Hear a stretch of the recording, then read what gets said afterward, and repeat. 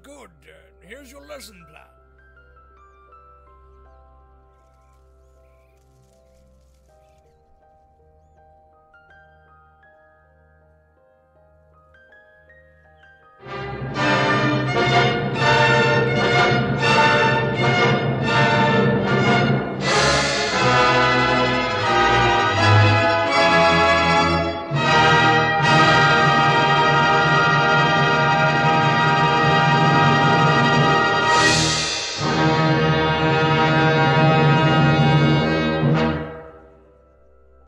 Oh, hi everyone, and welcome to the new season here on the Scratticus Academy, starting with Affair on Poplar Lane by Jagon's Gold. Oh, hi. Before we go round and say hello to everyone, please take a moment to check out the links, which are about to be spammed in chat as soon as I find the right window. Good. Here's your lesson. There we go. So please check out the links. It includes all of the places you can find us, all of the places that you can, support us, find our merch and all that good stuff. Sponsor information. We're proud to be sponsored by Mage Hand Press and Bird in the Storm Publishing. You can see their logo just above me up there. Excuse my voice today because it is a little lower than normal. Let's go around and say hello to everyone, starting with our wonderful new DM, Jay. Oh, hi. Oh, hi. I am Jay, or Jagon's Gold. I am so excited to be here. I'm also very nervous, but I think this is going to be a lot of fun.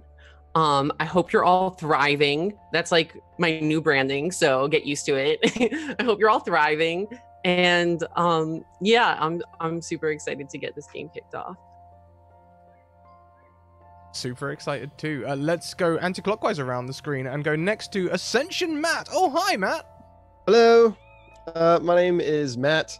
I'm a filmmaker and a writer. I stream on the Ascension Stories channel with Sarah.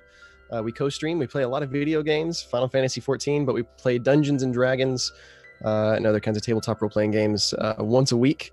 And we're alternating kind of Monday nights and Tuesday nights right now over on our Twitch channel. But we're just storytellers, you know, here to have a good time, here to tell stories. Yes.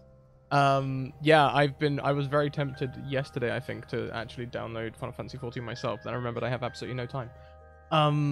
Wonderful stream though. Go and check them out. There's a shout out in chat right now. Go and check them out. They're great. Next around we have That Salty Ginger. Oh, hi, Lauren. Oh, hi. I'm Lauren. I'm That Ginger over on Twitter, part of the team over at Tales from the Grand, and half of Salty Games with my best friend Matt.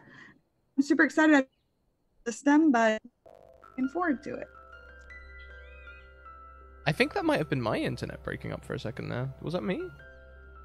Oh, Lauren, No, you broke up a little bit, but Yeah. Yep.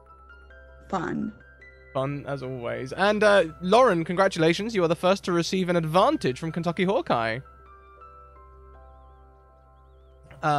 Let's go next round to Academic Gabriel. Oh, hi. Hi. It's very good to be back. My name is Gabriel. I am academic on Twitter. This is going to be my first campaign. I have done some one-shots here, and I'm very, very excited to be back and see what Jay's got in store for us. Hi, everyone. I'm Scratticus. I'm going to be playing Daniel Kensington. I'm very excited. He's horrible. So, without any further ado, Jay, why don't you introduce the setting to us and let me hand the stream over to you. Oh, hi. Oh, hi. Okay.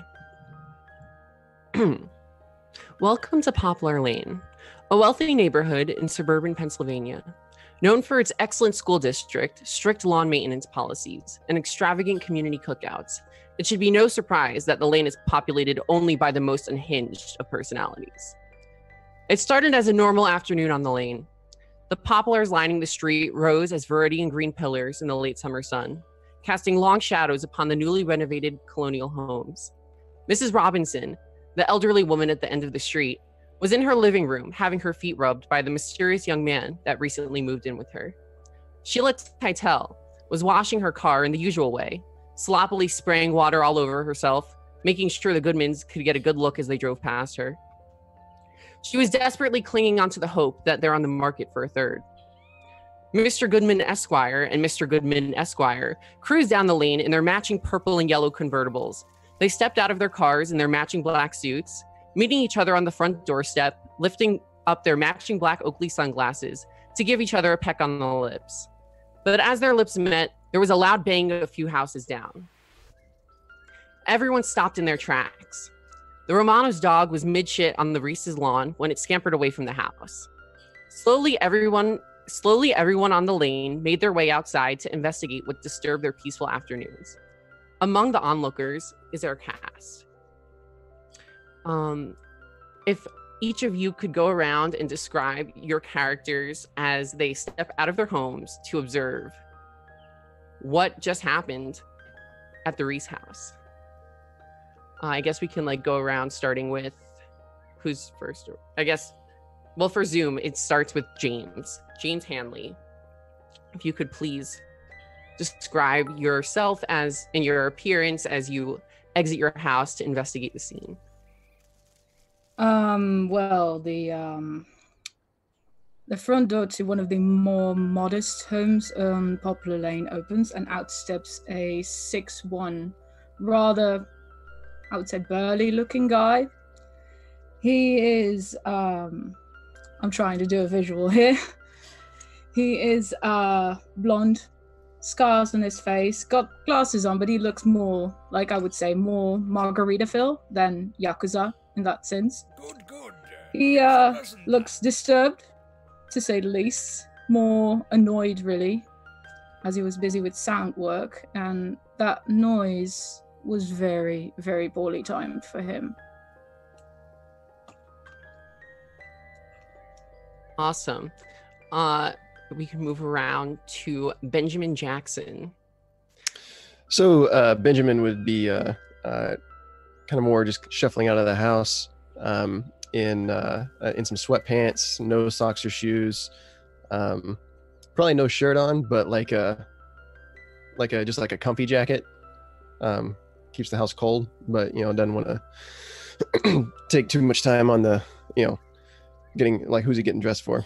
So the haircut, you can tell that it was hella expensive, but it's completely unkempt. He didn't do anything with it. It's just he probably shouldn't have even paid as much money for the haircut as he did. He's kind of more about what time of day is this that the explosion's happening? This is the afternoon. Afternoon. Okay, so he's kind of more curious of what's going on. His work's done for the day, so just really just a kind of a curious look, really wanting to see what everybody else is doing, what everybody else is looking at. I'm not really sure where the sound came from. Awesome. Olivia Kidd, what are you up to this afternoon? Doesn't have much So you are ready to laugh. Poplar Lane, so she is probably sunbathing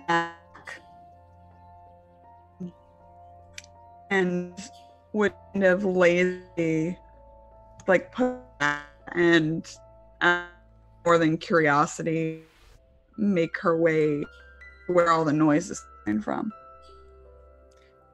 I think you broke up quite a lot during that, but if I understand correctly, you were sunbathing, and yeah. Okay. And then we have Daniel Kensington. Daniel is a middle-aged man, flown in from England. In fact, he's still in his pilot's outfit. He arrived earlier today, probably, staying for at least a few weeks. He's in his full pilot's gear, hat included. In fact, he probably is leaning out the window at this point in time, as he was probably, just about getting changed. Maybe he's leaning out of a window with half a face of shaving foam, looking at what's gone on. Middle-aged man, looks after himself reasonably, but, you know, the years have been as kind as they can.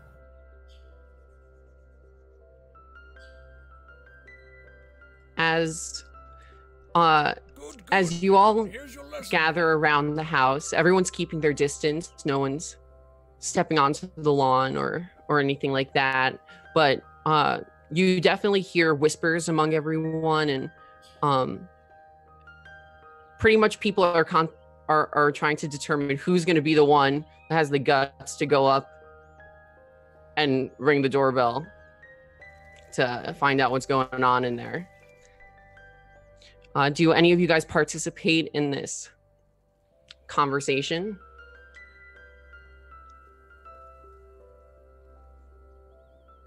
I would stroll up, yes. Would you just stroll up without consulting anyone? Like, you hear everyone's talking, but you're just gonna go straight for the door? I'll come down. I'm probably wearing suit pants and a bathing robe, still with shaving cream on my face. If I saw Daniel moving towards the door, then I'd go. I'd try to follow him up. Realizing now that he's back in town. Morning, Back in town. Benjamin. Back in town, yes. Morning, Still on the same wife. Morning. How are you doing? It was a fine day today. Made up for some losses, but it comes and goes in the biz. I guess that's the way of things. It is the way of things, isn't it? A rather disturbing noise. Yes. Did you see anything? No, I was shaving at the time, as you can probably see. Right. How about you? Were you present? No, I was. I actually thought it was coming from my TV, but I looked out my window and saw that there were several people, all seeming to look in the same direction down the street. So I thought I would take a step outside. I couldn't even guess what it was. Well, no, me either. What did the explosion sound like? Did it sound like an explosion or a gunshot or? It was a bang. It definitely could have very well been a gunshot. I was playing the Call of Duty. Welcome to the Academy. Please take your seats. Oh, is that a? I'm not familiar, I must admit. Oh, don't worry about it. It's right. This was a real life thing, though. Yes. Does the house look exploded? No. No. Okay. Yeah. I mean, we're nowhere near the 4th of July. That's the main thing you guys set off fireworks for over here, right? Right. We did win that one. You'll recall. At this time, you actually see the lights are on behind the curtains in the house, which of the room you know is the living room, and you see like shadows move past it back and forth very quickly. Should we check in? Maybe we could go and knock. Would you like to? Yeah. Go ahead. After you. Be my guest. All right, I guess I could. I'll hand him my jacket so he can wipe off the shaving cream. Yes. Thank you. Sure. As you move towards the front porch, you hear the whispers of the gathering crowd intensify. They're kind of shocked that someone has the guts to go and investigate the situation. And you get to the front porch. Do you knock on the door? Do you ring the doorbell?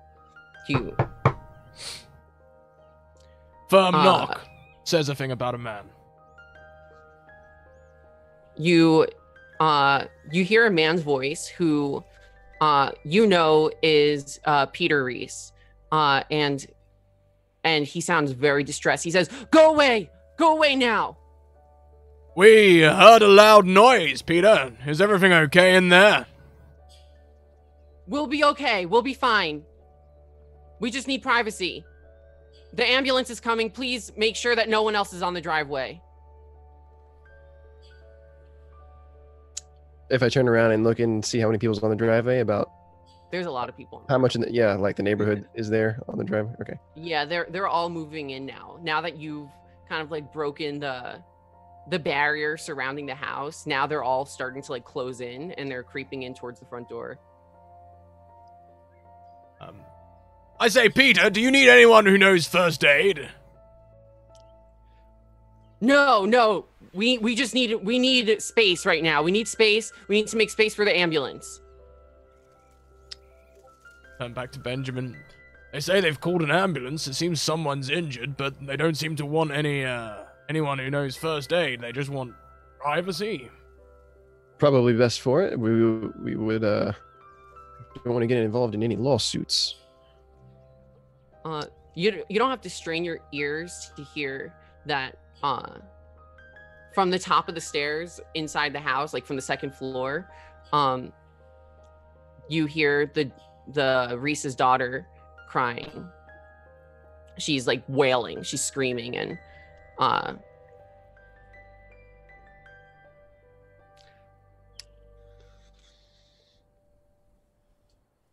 do we keep our noses out, or? Noses out. Insurance, the lawsuits. If we did something like no. We're in the clear right now. You said they needed space. Yeah, there's apparently room for the ambulance. Maybe we should part the crowd just a little. Right. Yes. So I stand there completely shirtless, and instruct everyone to move away from the driveway. Okay. For the emergency vehicle. Right.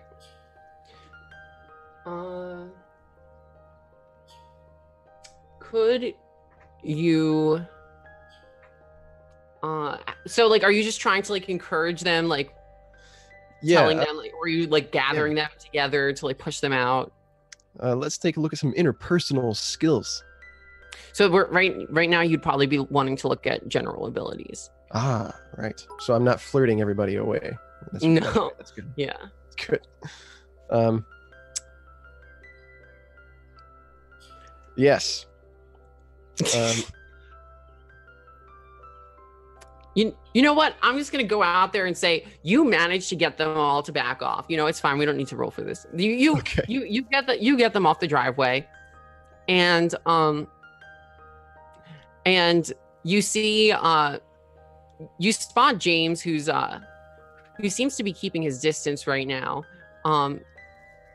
but he's looking kind of sketchy. And have I seen this James before? Yeah, you've probably seen him. Why don't you tell him about where he might have seen you, James? I would say I go running a couple of times in the neighborhood. That's possible that you might have seen me. And I tend to work a lot in my yard. So, I'm around my house a lot. It's possible to at least have spotted me. Okay. Yeah. Now, would you have joined the crowd, like that was gathering on the driveway, or would you have stayed back by your porch? I think I would have walked towards it, but I intended to follow Daniel and Benjamin, but considering that three's a crowd, I sort of stayed back and just kind of observed what they were doing, ready to sort of like jump in if anything would escalate, but other than that, I'm kind of keeping to myself at this point. Very, very, like, we say that, directly staring at whatever Benjamin and Daniel are doing and looking a little bit suspiciously at the door. Yeah. I'd probably take notice of this. James would probably be like the character that, as far as like noticing James in the neighborhood, it would not be like an in-person like hello kind of a notice, but more of like a he doing? Who's that in the neighborhood? And so noted, like, just feeling the eye line of James. Maybe I step a little bit into the into the eye line between like James and the door. James just still sort of follows you, but he seems more interested in whatever's happening behind that door, really. And meanwhile, whenever somebody behind him is trying to still get a little bit in front, he's like not even really moving, just like asserting his space around him and using that to sort of drive people a little bit back.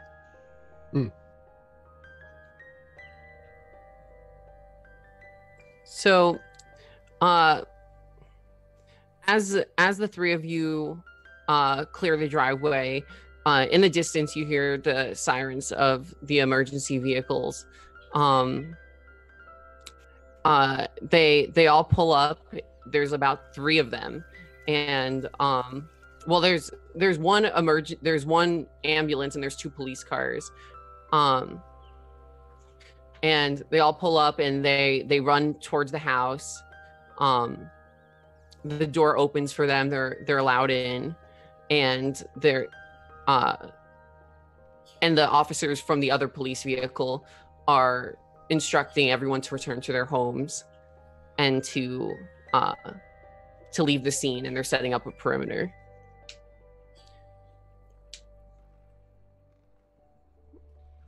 Do you guys return to your homes? Do you? I would wait on the emergency vehicle, Mhm. to pull in, and once the crew exited the truck, just kind of asserting myself. Yes, there seems to have been an explosion, and there are people inside. Sir, you're gonna need to step away from the scene. We received a call from the family. We've got this covered. Sure. Well, I feel better already. Yeah, me too. We did a good job. Today we did a good job. Good to see you, Daniel. Welcome back.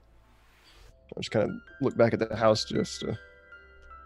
Yes, thank you. Zurich this time. Very nice this time of year. Lots of clocks.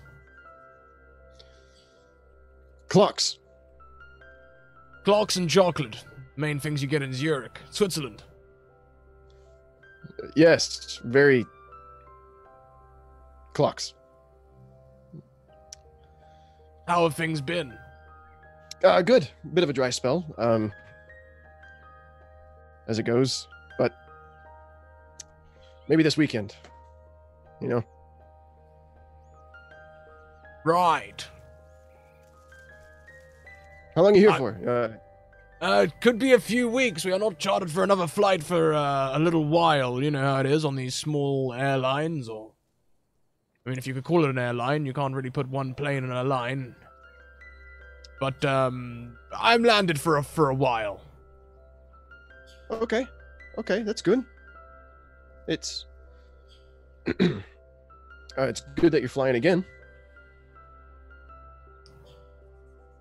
Yes, it's, you know... It's been a while.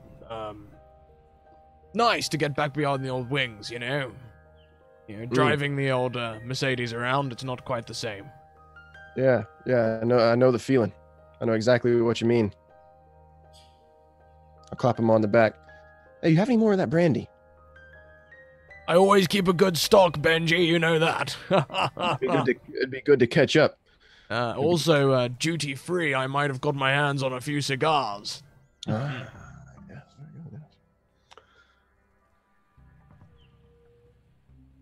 Well, if you're free tonight... Oh, you might... I don't mean to impose. I mean, it's your first night back. Yes, well, we'll have to see what Helen thinks when she gets back from work, I suppose. I imagine she's still at the same office job. So as you guys are having this conversation, you see the door swings open again. The front door of the house swings open again, and the EMS are pulling out a stretcher, and you can tell from where you're standing that on the stretcher is a black body bag. And they're very, they're not even as much in a hurry as they were when they first arrived. They're just kind of now just moving this body into the truck. And the few people that are still standing outside that didn't go back into their homes gasp. Sheila starts to cry. You hear her kind of let out one of those oh no, and the tone has gone from suspense to some tragedy has happened. And following the stretcher, you see you see Peter. You see Peter, and he has his face in his hands, and their daughter is nowhere to be seen. The police are still keeping a perimeter. This is very loud. The police are still keeping a perimeter around the house.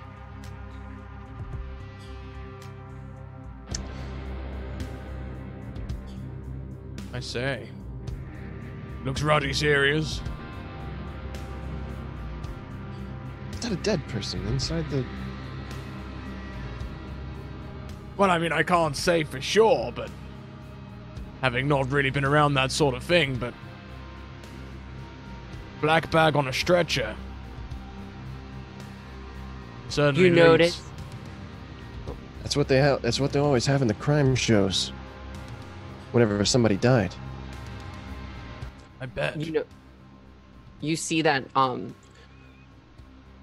it's not hard to tell that Linda Reese is the only member of that household that's nowhere to be seen. And you actually hear someone whispering to their partner, "Is that Linda? Is that Linda in the bag?" Blaming heck. What do we know about Linda? Linda is one of the nicest people you've ever met. Oh. She's perfect. Oh. In fact, just the night before,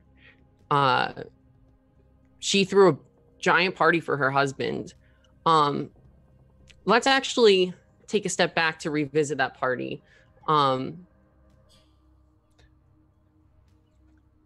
We are in the Reese's backyard. There's lanterns hanging from the trees, and the smell of barbecue in the air. Peter Reese had just won yesterday in relation to the day of the tragedy. He had just won the election for chairman of the town council. Oh. And the lawn chairs are all open. Tied to the back of each chair are balloons that are blue and red and white. And the mood of the party is bright. There's some nice music playing, and everyone seems to be having a great time. Linda is going around and she's shaking everyone's hands. She has her blonde hair is in that perfect bob cut that flicks out at the end. And she's wearing an A-line dress, and she looks beautiful as always. She always looks beautiful. And Peter's looking quite dapper himself too. He's in his suit. His hair is slicked back, and he too has this perfect blonde hair, prim and proper. And they're just mingling and really relishing in this victory. Everyone in the town was invited. You see literally everyone on Poplar Lane. And no one, everyone seems to be having a pretty good time too. The fairy lights are twinkling and you're all there. This is an opportunity for you guys to explore a little bit. And although you're not necessarily investigating something in particular, this is a time for you to learn a little bit more about what's been happening in Poplar Lane and a little bit more about the residents. So feel free to do some snooping. So what would you guys be doing at this party, at this barbecue, this cookout? It's not a pool party, is it? No, there's no pool. Okay, just making in the sure. Reese backyard. No. I think Daniel would be more likely to investigate by mingling and communicating. He likes to be the center of attention, and he probably, if he was just shaving tomorrow, he probably just landed right now. So he's probably still in his flight officer's dress, and regaling people with tales of how he managed to land a plane on just one engine this flight, which may or may not be true. No one will ever know. So some of the people you see at this party are, of course, the Reeses. Their daughter is in the corner. She's playing with her Nintendo Switch TM. And there's the Goodmans, who are standing by the grill. They are cooking their famous hamburgers and veggie burgers for Henry, because Henry Goodman is actually vegetarian. You see Sheila, who is flirting with everyone, like anyone, literally anyone. She can get her hands on. Who is? Who is doing all of that? That's Sheila Titel. Okay. Yeah, no, Sheila Titel, you would know, has something of a reputation. She's looking for love, but her methods are, first she likes to make sure that she has physical chemistry with someone before anything else. So so she's making her rounds.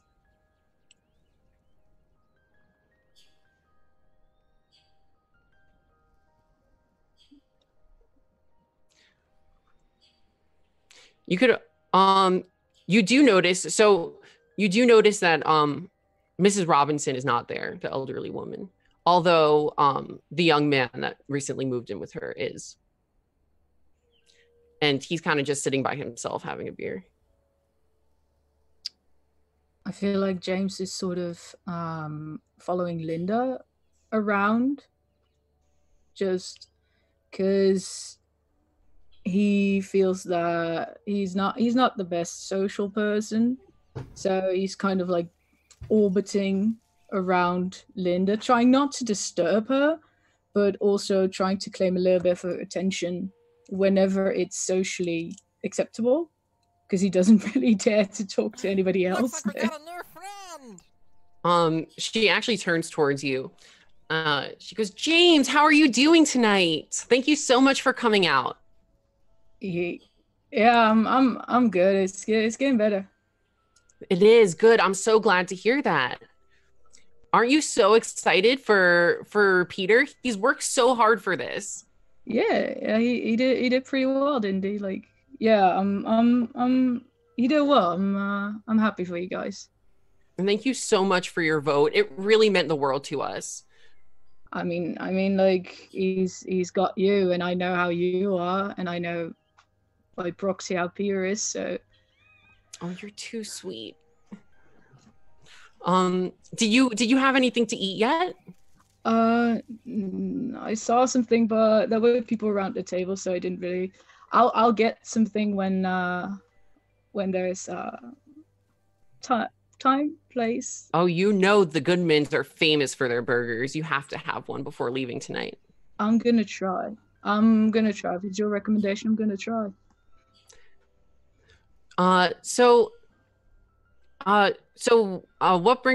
brings you to the lane? You know, I've never really spoken to you about that before.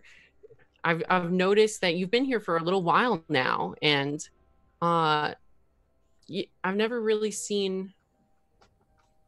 Well, you know, much more of you. Sometimes you just got to move away from like the inner cities, because you know, as you get older, I guess I mean, it's so busy there, and it doesn't sleep. And at some point, you're just like, I wish it was quiet outside when it hits 9 p.m. And that city air is just so bad for you. It is, yeah. That's very true, and yeah, no, cheaper rent, I guess, more house, less money. But I've been enjoying myself here. So, she kind of raises her eyebrow when you say cheaper rent, like she's a little offended. But he doesn't really know how to respond to that. He picks up on it, but he's sort of like, I beefed it. Yeah. Well, you know, I hope that you're not too bothered by Peter's platform. You know, I mean, I know he'll be raising taxes, but it's really going to be helping the community. And once we get our new community center, our town will thrive and prosper better than ever. Oh yeah, I have no doubt about that. His platform was very good, and I think it's gonna do it's gonna be great. Yeah. Well, thank you so much for coming out. I have to continue making my rounds, but it was great to see you, and I hope you stick around for a little while. Yeah, like if you need a hand with anything, just let me know, you know. Right. And as she turns away from you, walking through the gate to the backyard, is the Romanos. So you would know that Susanna Romano was Peter Reese's opponent in the election, but she comes in all smiles with her husband, and the first thing she does is she goes up to Peter, gives him a hug, and congratulates him. What are the rest of you guys doing at this party? What was Susanna's general platform? Was she just basically the a little bit more of the opposite of Peter? Yeah, she's definitely all about relaxing the regulations, relaxing the lawn maintenance policies, you know, and building the community in a more organic way. So encouraging more cookouts and things of that sort versus building versus raising taxes and building infrastructure. Right. Okay. Benjamin would not be excited that Peter got elected then. Very fiscally conservative, Benjamin. So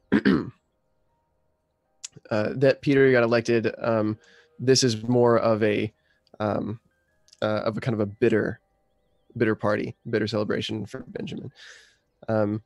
But politics being politics, not associating with Susanna would be a just kind of a point of life, I think, for Benjamin. So maybe being cordial to Susanna when she arrived, but really more just kind of a plastic congratulatory I will eat your food now celebration with Peter.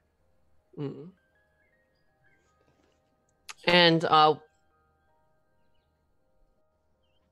And Daniel, what are you up to? I have an important question. Did Helen come to the party? Helen did come to the party. I would be staying somewhat nearby then, the loyal companion. After all, these affairs of suburbia affect her much more than me.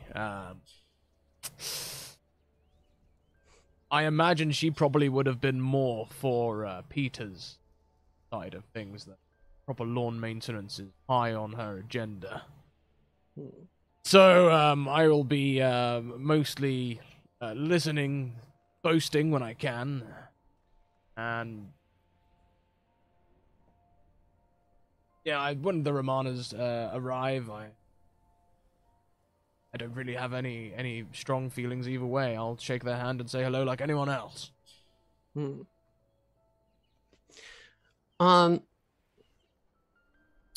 It's not long before so the Romanos when they greet you, they say you know, they make casual comments about how nice, beautiful the party is, but Susanna definitely doesn't seem like she's in the mood for too much small talk. You know, she's kind of showing face here.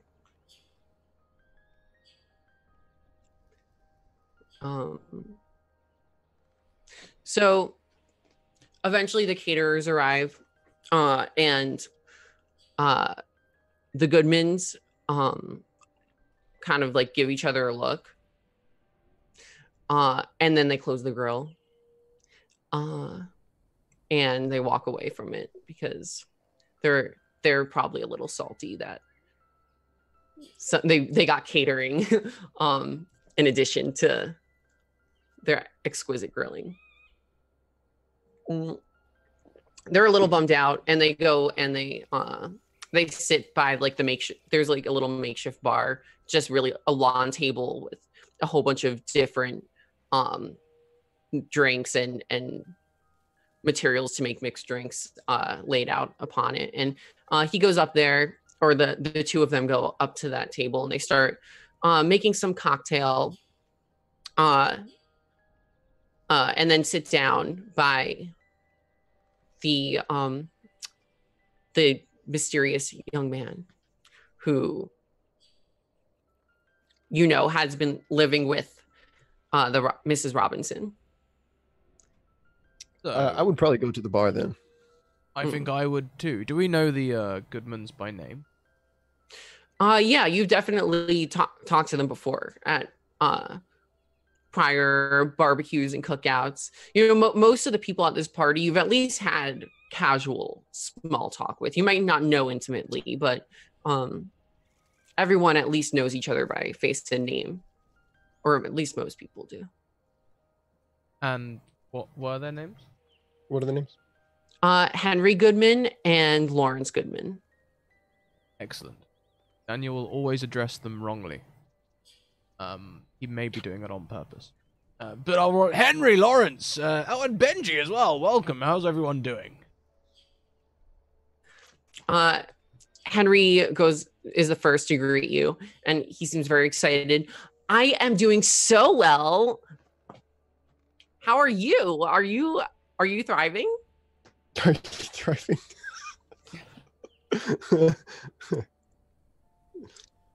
Yes, Daniel. Are we thriving? Well, I guess I am. If I had to choose a word, it might not be thriving, but it fits as well as any other. Yes, we're doing rather well. How about yourself? Good. I am so glad that Peter won this election, if I'm being honest. I mean, like, I love Susanna with all my heart, but like, our community center is really just bringing us down right now. It looks like trash. What's wrong with the community center? I mean, Other than it looking like trash. You drive past it every day. The windows are broken, and it's been abandoned. Like, okay. No one's used it in years. Yeah, and you also notice that Lawrence is kind of standing behind Henry and sipping his drink, and he's not saying anything. He's just very quiet. Bit poor form on the on the catering. Listen, don't even get us started. We have been preparing for this barbecue for a long time. We knew that Peter was going to win, and we stocked up on our hamburger meat and veggie meat. But it looks like no one's going to be eating that. I mean, they did get the best caterers in town. Yeah. But not better than our barbecue, that's for sure. It's I won't say it's wasteful spending, but I appreciated the barbecue. I appreciated it too. I was very much looking forward to getting my hands on your sausages.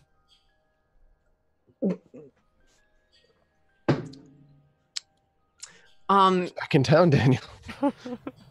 Yeah, I think Lawrence and I have like something to do like over there. And Henry takes Lawrence by the hand and drags him away from you guys. Did I say something wrong?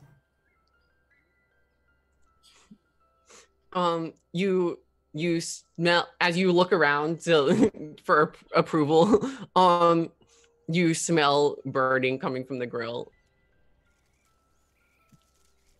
They left the grill on.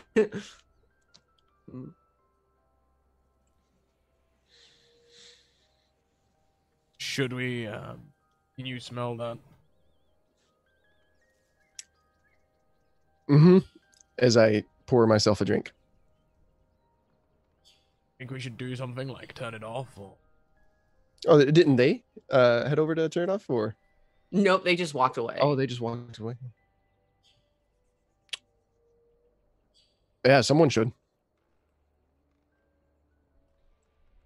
Certainly. You definitely don't want to leave that on. Yeah, no. Fire hazard, definitely. Mm-hmm. The burning smell intensifies. Wow. It smells awful. Oh yeah, that charcoal smell. Benjamin hears like a excuse me behind him as James is sort of sliding past him to actually go turn off the grill. That's the ticket. Good chap. Someone who takes initiative. Yeah. When you go to turn off the grill, do you lift up like the hood part? No. Okay. Yeah, so you turn it off, and slowly but surely the smell starts to dissipate. Thanks, James. Are you much of a griller? Grillman? Nah. But it's kind of a fire hazard, isn't it? I wouldn't know, honestly. I mostly do takeout. Also, thank you very much to the Maharishi, who donates £10 towards the campaign. You can gift someone an investigation point, which I'm sure we will explain what those do very soon. To recap on donations, we have advantages, disadvantages, investigation points, and random rolls on the random romance table for this campaign. So, or random romantic encounters. Thank you very much for the donation.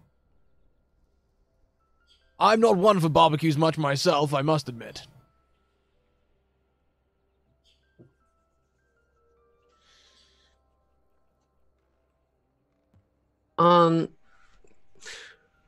So you see Sally Reese, who is the daughter of Linda and Peter. I'm gonna have to take some time to get used to all the names too, because it's a lot of names. A lot of names, yeah. Yeah, so you see the Reese's daughter, Sally Reese. She's playing with her Switch. She's now actually playing with the Romano's son, Jack, who is about her age, and they're really good friends, it seems. It looks like they're having a lot of fun. They're like playing what's that game, that Switch game where you like, it's like boxing, but like your arms go really long. I don't know. Arms? But Arms, that's what it's called, Arms. They're playing Arms. Really? It's called Arms? Yeah. I don't have a Switch. Never touched one. Yeah, Nintendo 64, bro. All right. So how old are these kids? Like teenagers? They're young teenagers. They're Younger? only 13. Okay. Yeah.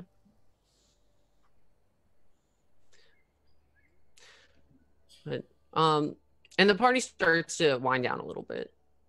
And people are filtering out one by one. And you guys stick around pretty late just because you all seem to be relatively content. But you do see that about halfway through the party, Linda and Henry Goodman sat down in a corner by themselves, and they've been talking throughout the whole party. Like since then, they just haven't moved, haven't gotten up to get food. Linda stopped greeting guests. They've just been sitting with each other. Does the conversation between them seem to be going well? Generally from their faces? You can, it's going to be a roll. You can do a sense trouble roll. Oh, I will do that. Danger. So pretty much the mechanic that we're doing right now is all the players have general abilities. They can roll a d6, and if they have points in that general ability, they can take points away from that and add it to their roll. So you take points away? Do you do you regain those points at any point? We're gonna probably do like every 3 to 4 episodes. There's probably gonna be a point refresh for all of your points. Okay. First roll, everyone. First roll. So it being the first roll, I'm going to use an advantage from cute. So do I? This is like is this like a D&D kind of thing where you roll 2 and you take the higher of the 2? Okay. Yes, indeed. All right, here we go. I rolled 2 3s. Okay. Are you adding any? I'm going to take away 2 of my 5 points on sense danger and make it a 5. So that is going to be success. The challenge rating was 4, and you can tell that Linda seems very distressed, and Henry is kind of like comforting her and patting her on the back.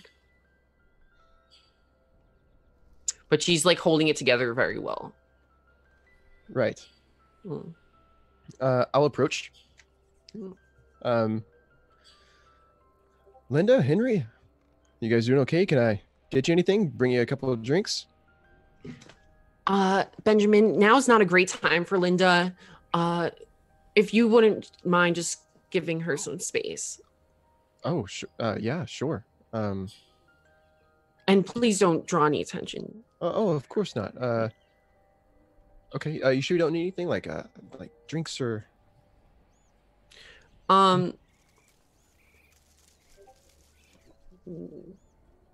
Yeah, actually, if you could just get us a glass of water, that would be really helpful. Thank you. I'll just head inside. Grab some from the kitchen. Yeah. And so I'll just kind of let myself into their house. Yeah, and you go in there, and you see Lawrence, Henry's partner, is actually sitting at the island counter. The kitchen is actually beautiful. It's newly renovated, as most of the houses on the lane are. It's modern, but with a rustic touch, and there's it's a huge island that has a sink in it, and there's a large bouquet of flowers, probably that someone gave Peter as a congratulations gift.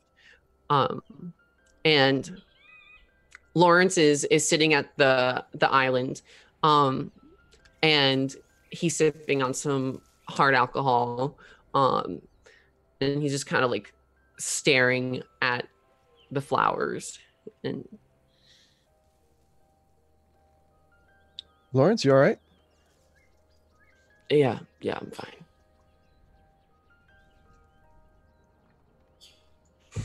You sure? Yeah, yeah. You want a drink? They have the good stuff in the fridge. Yeah. Also, I need to get a couple of waters Uh, for it, Henry and Linda. he pours you some like iced alcohol, like Smirnoff Ice or something. I don't know. But and hands you a few water bottles. Yeah, I'd give them a little bit of space right now. Oh. Yeah, they seem to be upset. I didn't, want to pry or anything. Just kind of let them deal with whatever they're dealing with. Yeah, it's better if you don't ask too many questions. Yeah. Stay in your lane. I don't want to. Yeah. Stay in. Okay. And he kind of just. I go to the gym, Lawrence. You're gonna have to watch out. Watch yourself there, Pally. Oh, you've probably seen Lawrence at the gym a lot. Like, in fact, you see Lawrence and Henry at the gym a lot. Both of them, that part of their morning routine, like they have matching tracksuits, and they go to the gym, and they coach each other with their workouts, and then they go to work. So you've seen them a number of times. Okay. How much of a power couple they are sickens me. Yeah. Okay. So he thrusts the water bottle into towards your chest, and it actually lands with a lot more impact than you expected. Like it kind of hits your solar plexus, and you're just like, oof. But you can't tell if that's just his natural strength or whether he's trying to send a message. Unnatural strength. Okay. Lawrence, you seem a bit touchy, but I'll just let that be what it is. Thanks for the drink. Yeah, have a nice night. He actually gets up and leaves the party through the front door, presumably going home, but he's out. Mind you, like there's not very many people left at the party at this point. There's just Daniel, James,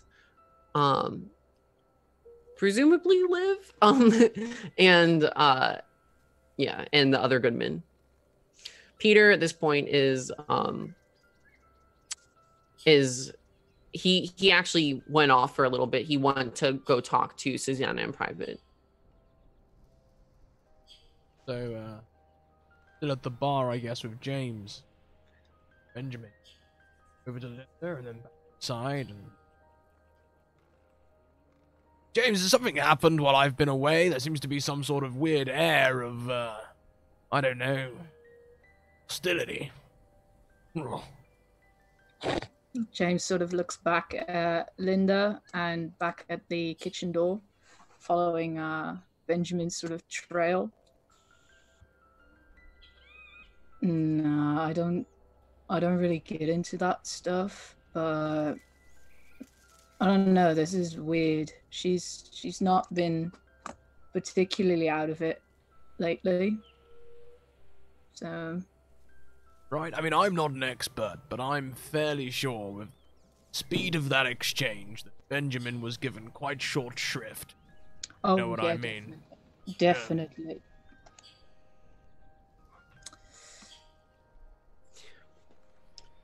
Yeah. Who else is around? Is there anyone else acting suspicious? So Peter and what was the Romana woman's name again? Natalie or Susanna. Susanna. They've gone off together. Linda's over there with one of the Goodmans. Mm-hmm. The kids are still playing with their Switches. And yeah, no, that's pretty much it for the party. Yeah, you guys are kind of the stragglers at this point. Guess it must be getting late. I usually like to say goodbye to the host before I leave, though. I think you might get the same treatment as Benjamin. Well, only one thing for it, I guess. James, I'll stop and say bye before I leave. Yeah, I'll see you around then. See you later. And I will head over towards Linda and Goodman. Is it Lawrence or Henry? It's Henry. Lawrence left. Excellent. I'll walk up and be like, Lawrence, Linda, good to see you. I'll be heading off shortly. Thought I'd say my goodbyes. It's good to see you too, Daniel. Linda is not in a state right now, and you can see now it's not. You don't even have to roll to see that she is like sobbing and she's weeping, and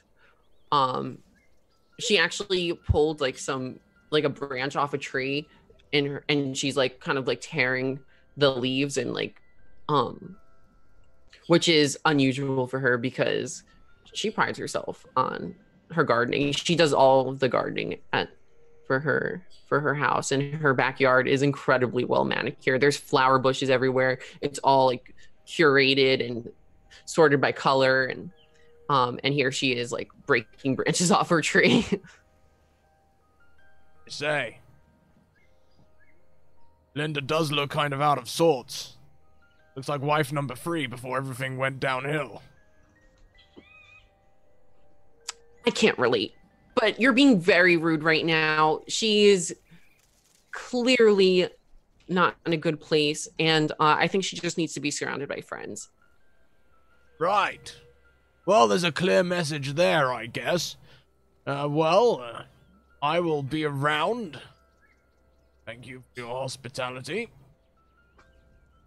I'll kind of arrive right as he's about to walk away, and so I've got the 3 water bottles and the strong alcoholic drink in one hand, and I'll hand the 2 waters to Henry and Linda, and the 3rd water to Daniel before he walks off. Oh, thank you. Like, as I turn my back on Linda and Henry, I will sort of do like the raised eyebrows thing to Benjamin, like, woo. I'm off, Benjamin. I'll do a single raised eyebrow. I'm off. Think the party's about time done. I'll see you tomorrow, I'm sure. I'm sure we will. It'll be good to catch up. It's good to see you again. Yeah, and you, yes. No, you need to shave. Yes, I do. See you tomorrow. I'm sure we'll hear more about that tomorrow. I'll give you my jacket.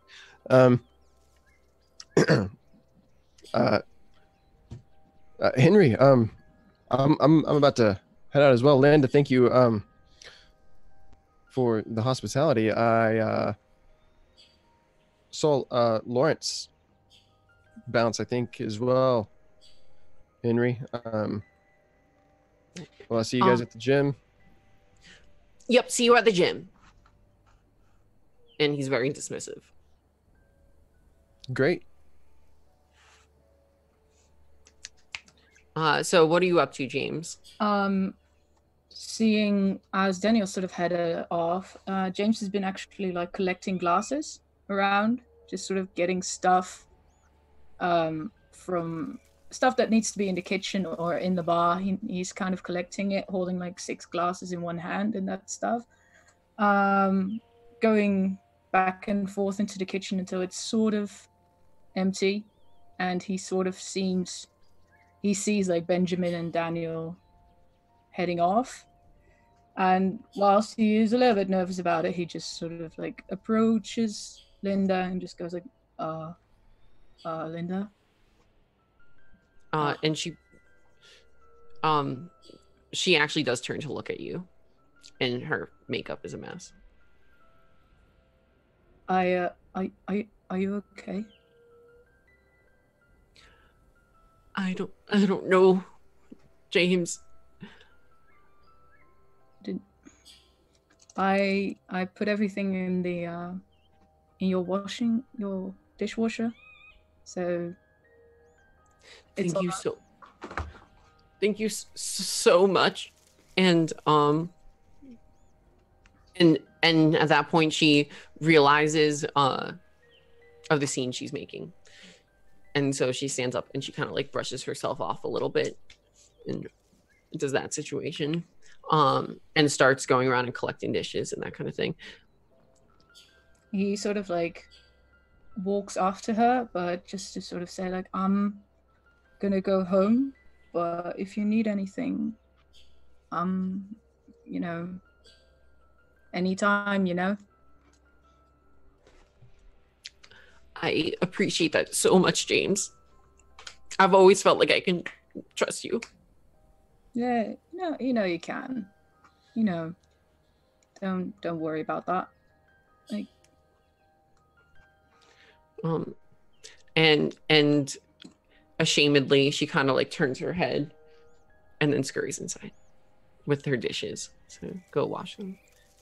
James turns and looks directly at Henry, and he looks less nervous, less insecure as he does around Linda, and he just gives Henry a very, very straight look, like. And Henry smiles. He doesn't. He got a closed mouth smile. He doesn't smile back, and he leaves the yard. And with that, our party comes to an end. We're back on Poplar Lane the next afternoon, and it's begun to rain, and everyone has now retreated back to their homes. When it starts to rain, I would probably offer Benjamin and James if they wanted to come and talk at my place. If we wanted to be together. That's cool. Yeah. Peter's still around? I'm sorry, what was the question? Is Peter still around? Yeah. Oh, Peter went back into his house. So he didn't go with the emergency vehicle? No. Okay. I think James is actually going to go up to that door and like knock very loudly onto it. There's no answer whatsoever.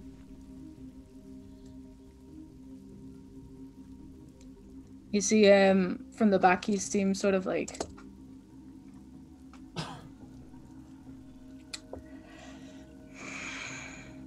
Then he turns and he walks away from the door, as if he's trying not to kick the door down. Mm.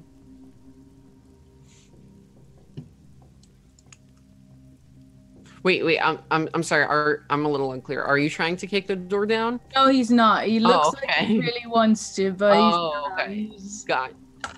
Gotcha. Yeah. Yeah. No. But there's no answer. And he walks back to the end of the driveway, close to Daniel and Benjamin. Looks like it's about to rain. If we want to go and have a chat.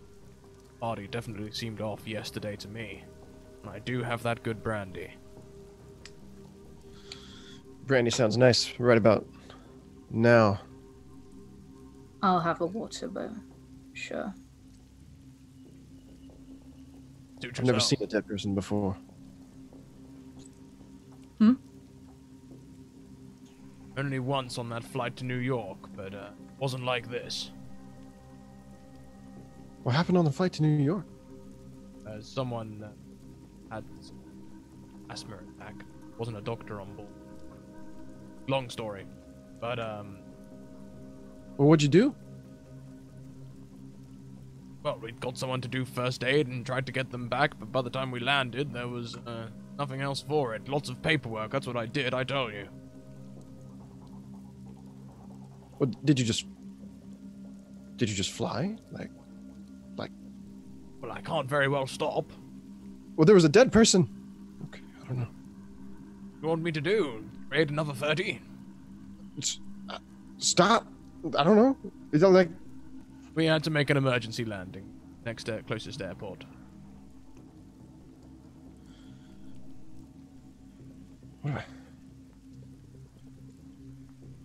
So do you all head back to Daniel's house? Yeah. So Daniel, could you describe your house for us? Well, it's not actually Daniel's house, but he does live there. It's his wife's house, Helen. Being a jet setter and this being wife number 5, most of his assets have been divided up between his previous 4 wives. So he stays with Helen, who is her own woman. She is a businesswoman, but also the house has very feminine touches to it.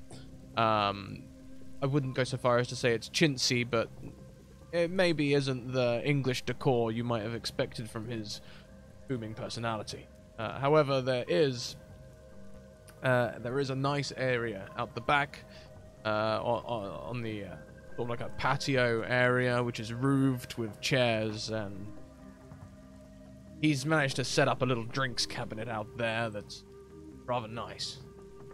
Mahogany. Doesn't match with the white of all of this, but ruddy nice on its own right.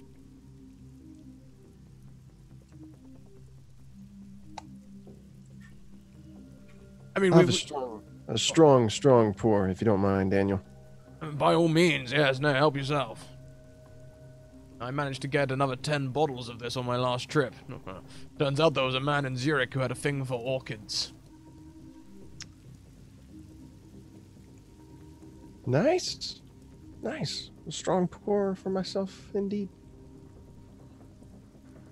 I'll down one and then I'll do another. It's Spanish brandy, so quite sweet. Remembering James said that he only wanted water, he'll fetch some ice and water and pour for himself as well. Well, now we were all there yesterday, right? Things certainly seemed weird between Peter and Linda. Yeah.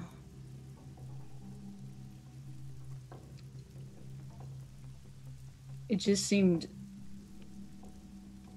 weird for her to just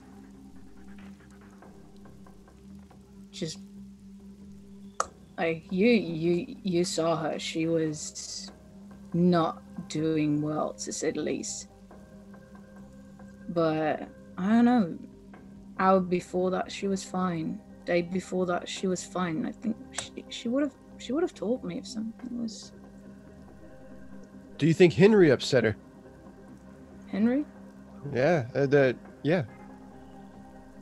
who she was talking to? I don't know, but I think it's quite suspicious that Peter left with Susanna around the time his wife really needed some attention. Sip. You know who was touchy last night? Who? Lawrence. And not like a good kind of touchy. How do you mean? He seemed upset. Upset? Yeah. Borderline physical upset. Oh, I thought you meant, was it Stella, the girl who was flirting with everyone? That was Sheila. Sheila. I was close. Yeah.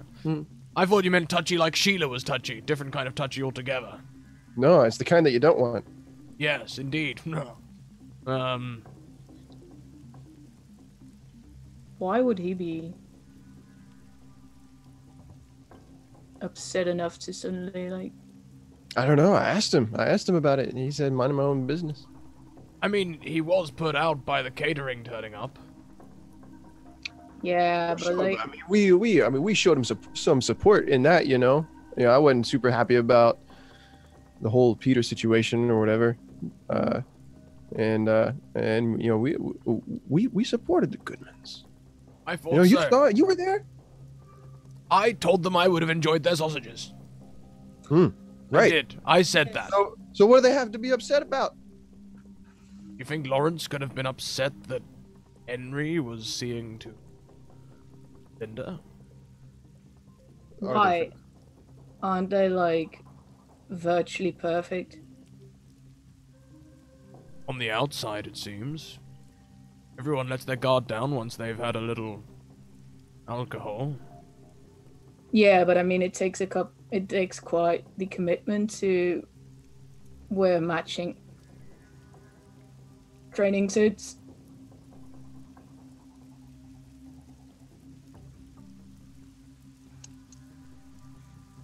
That or you just go to a shop where they buy one, get one free. That's true, but you gotta. No.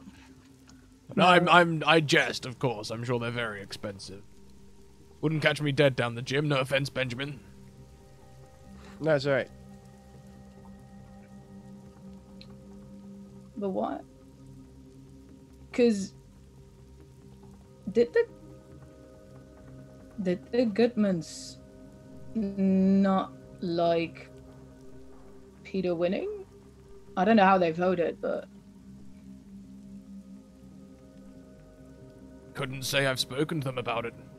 no, me neither. Any inside, Ben?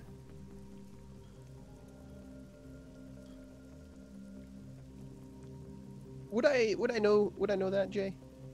Would I know relatively which politically which way the Goodmans swaying? No, you wouldn't. Actually, the Goodmans are really, really good at remaining neutral, or at least presenting as neutral. They are Mr. and Mr. Goodman Esquire. They're both lawyers. They work for different law firms, but they're old pros at, staying impartial. Okay. No. I don't think that whatever was happening last night was a political sort of thing, other than the slight of the barbecue. That seemed to be, although that might have been personal as well. I mean, the whole thing seemed just very personal. I don't. We didn't see for sure that bag contained Linda. But it seems highly likely, don't you think? I don't even want to think about that, Daniel. Well, I'm just, embracing the things that we see. I mean, Eda said they wanted space and privacy. We could hear a little girl crying upstairs. Next thing you know, we see a body bag. Sally was crying. Loudly.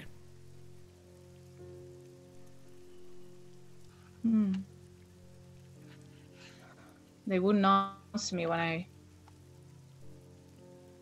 tried to knock just now, but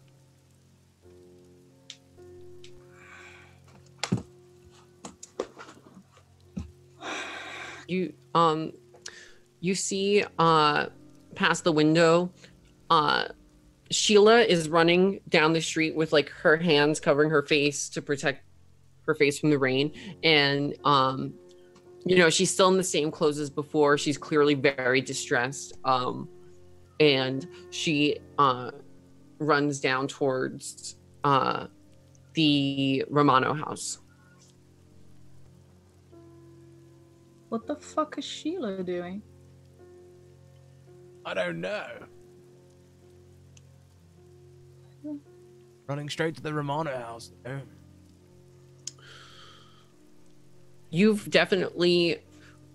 Which one of you would you say is the most, like, gossipy, in on the gossip? I can be quite the gossip when needs be. But we have that as a skill, right? Yeah, you do. Whoever has the highest gossip. What are your gossip level?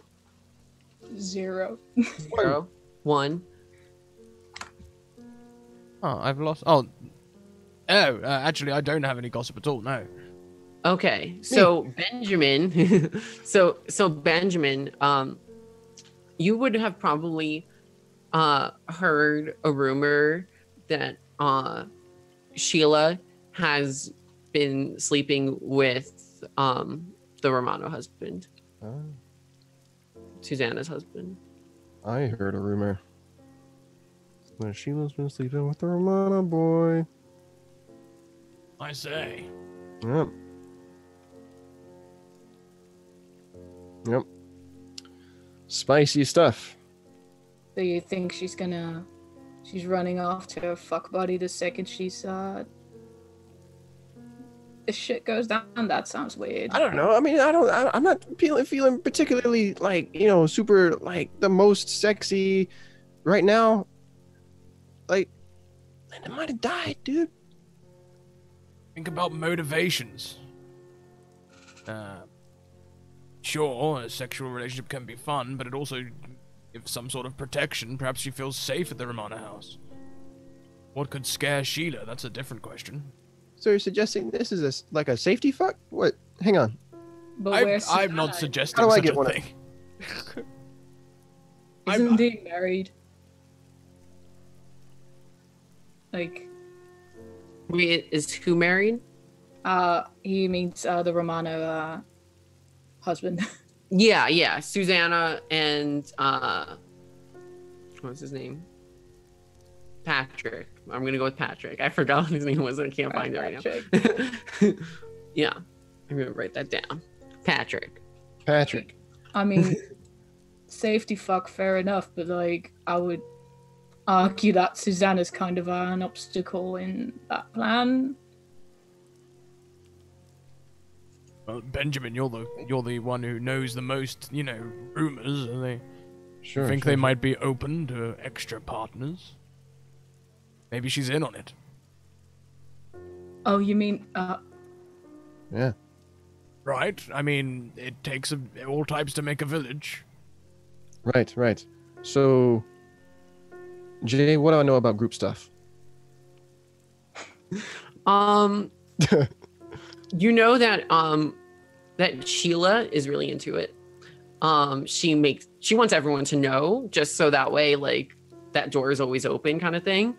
But the Romanos are politicians, so they're not like very like open about any of that, because that would definitely hurt their public image.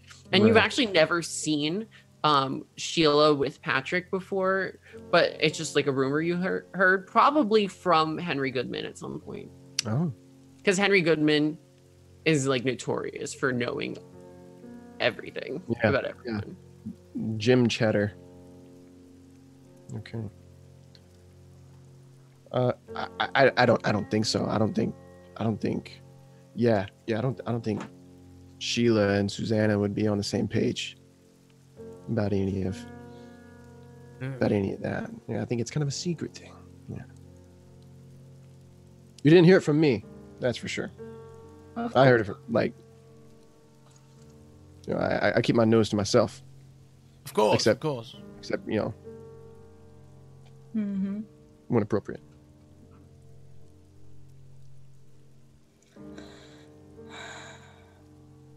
Is Patrick? Is he at home right now?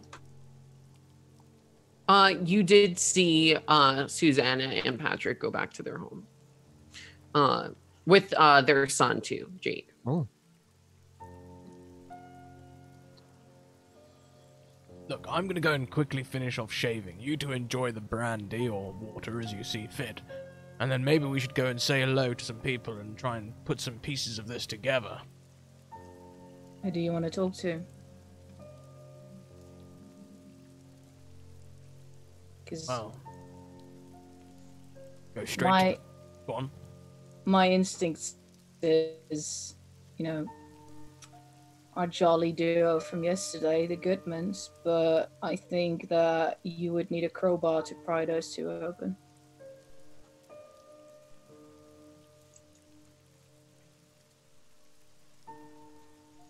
They know something, but...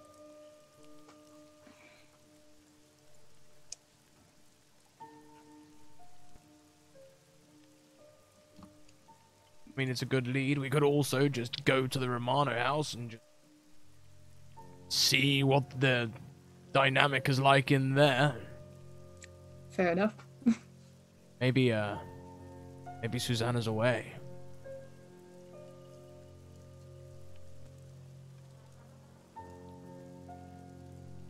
James, you're kind of a creepy guy. Excuse me? I mean, you could probably like go and see, and then like nobody would like even No, go question on. it, right? And then come back. You mean I should stand outside their house like Slenderman? Just like however you would. I mean, you know. No. I don't know, man. Like whatever. Please Like elaborate.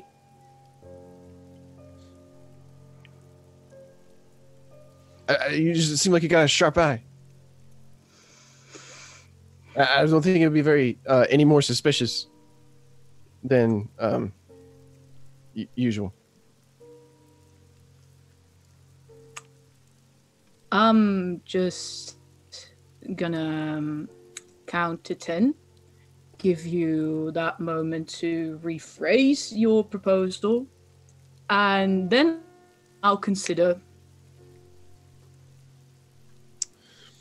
Just gonna go run a razor across my face. I'll be right back. James is just staring straight at Benjamin, like.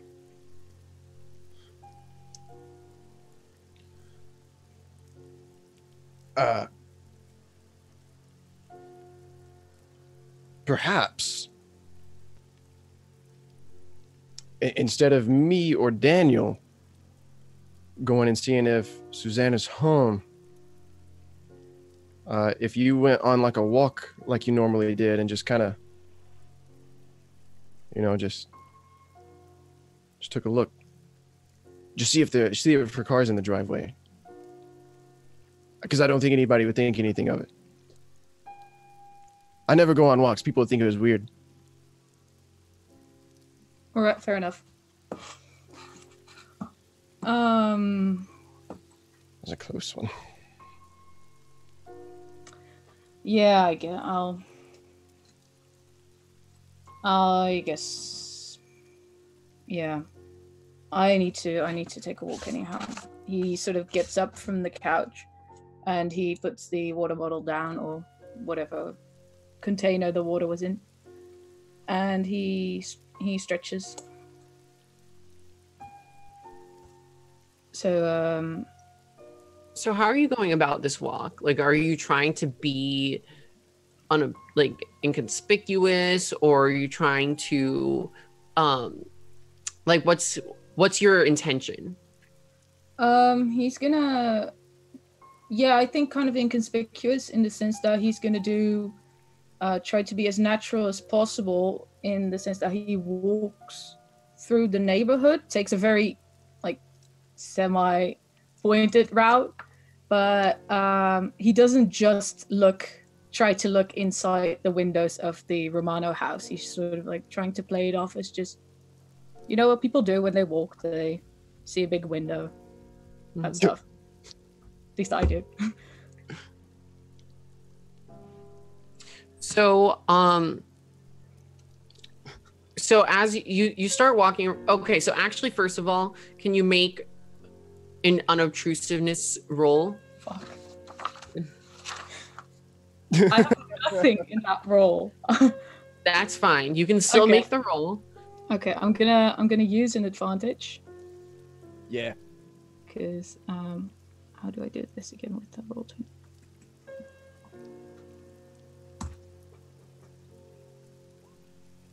Oh boy. Wait, what'd you get? Sorry. Two sixes. There we go. 2 6s. Okay. Okay. So you are very successfully unobtrusive.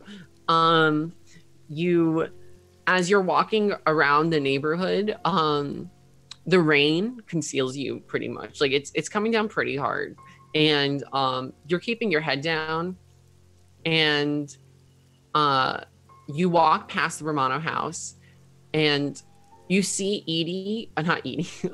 Edie is a character that Sheila is actually inspired by, but you see Sheila, and she is standing on the porch of the Romano house, and she's kind of like waiting at the door patiently. And she doesn't notice you, but she's like, wait. Well, I say she's waiting patiently. She's actually waiting very impatiently. She's kind of like twiddling her thumbs, and yeah, and she just seems very anxious.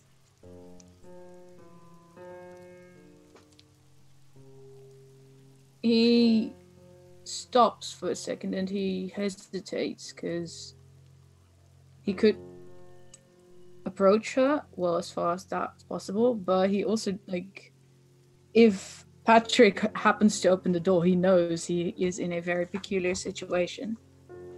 So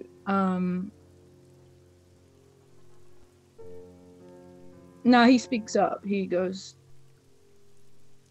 Sheila, are you good? Oh, James. Yeah, no, I'm okay. And she tucks her hand behind her ear. I'm just so torn up about what I just saw with Linda. I just want to make sure everyone's okay. Yeah, no, that's completely fair. No, it's just I saw you walking and you look, well, I guess we're all pretty torn up about it. Yeah, it's so upsetting. I mean, Linda was such a sweetie, and Patrick's gonna be all alone now, and I just feel so bad for him. Oh, not Patrick. Peter. Is he now? Yeah. Peter's gonna be all alone now, and yeah, have you spoken to him? Oh no, I couldn't. I think that Peter and Sally probably just need, a minute to process. It's literally only just happened. I'm worried about Sally. She's a strong girl. I really believe in her. She'll get through this. Yeah, we just, if we I think, yeah, it's just going to be, it takes a village to raise a child in that sense, and and when you say that, it really like touches her, and she like really, she's welling up right now, and she leaves the porch and she walks up to you and she asks, James, can I have a hug? Yeah. And she's clinging onto you, like she is holding you tight. He gives her like pretty much a bear hug, and he just sort of like pats her back, like it's all right. No, it's gonna take a moment, but you're doing good, looking out for people. This is so hard for me. I just can't even. And she lets go of you, and she kind of like looks back towards the Romano house and just kind of like is like and lets out a sigh. All right, I think I'm gonna go back to my home. If you want, you can come with me, and I can make you some tea. And she's like kind of like scrunched up a little bit now because she's clearly getting very cold because she was already wet from before, and now she's even more wet and she's like shivering. I would love to, but you know what? Let's rain check that. I think you need a very good like a hot shower, and I have a job that needs finishing for a second. I was just checking up on you, but I'll come by to see how you're doing. Is that good? And if you ever need a hot shower, I mean, I have really good water pressure, and So I'll you know, remember that. yeah. And she walks away and continues sobbing. You hear her sobbing as she walks away. He sort of and- looks at her, but then he's also like, Yeah.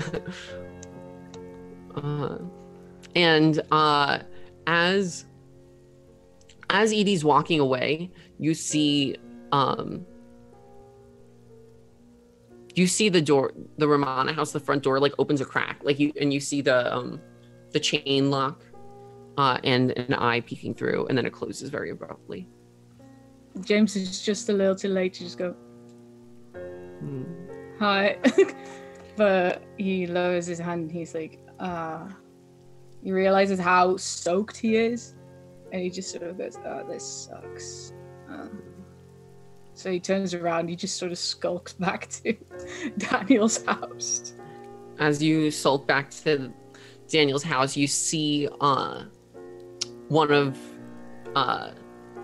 Susanna's campaign posters knocked over.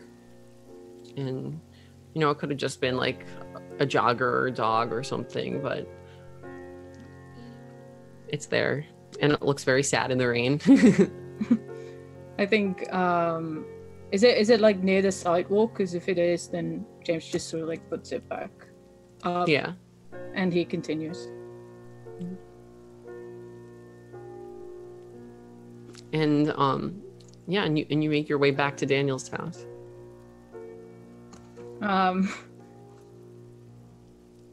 Yeah, he just like politely knocks the door, or just sort of tries to gain their attention through the window. Hearing the knock, I guess just go straight round. I'm just coming down now. And Daniel will come and join you on the patio, where I imagine you left Benjamin with the scotch and the brandy. I go around and I meet them at the patio.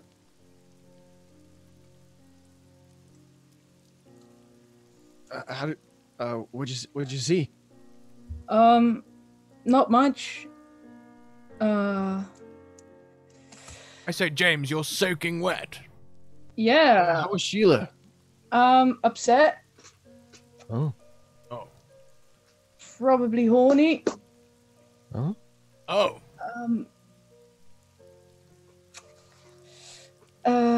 So yeah, no. So you came back here? This says things about you, I think, James. Very respectable, I guess. Couldn't say I could do the same myself.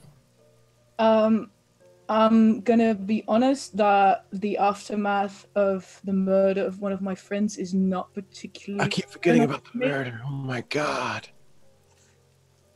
I'm saying. I know I said murder, but no, I'm death. I guess. Death. Alleged. Alleged murder. Yeah, that What is. are we alleging? It is the legal term. Well, I mean, come on, let's talk brass tacks here. Yeah. We all think Peter did it, right? What? I mean, come on. He's shouting about needing space. We hear a loud bang. Why else do you ask for space? Time to hide the weapon. We saw what happened at the party last night. Linda in tears, Susanna leaving.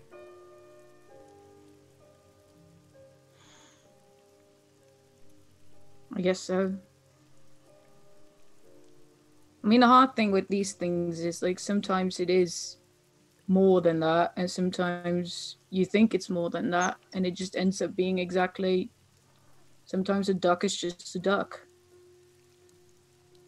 Do I know anything about Peter as far as, like, maybe having, like, a... So he just won an election. Was a key point of his election having anything to do with, like, a military background? No. This is like small town community election, and it's a lot more important to the people that live in the community than like anyone from the outside looking in would be like, how could you care so much about something so stupid? It's like that kind of thing. No military, just about like at small scale stuff. Yeah. Peter, though, dude. Yeah, no, same. I don't.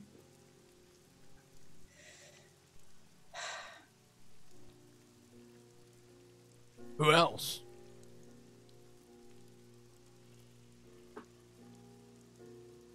I don't know. Romano. You think perhaps Sheila was headed over there because Susanna was over there?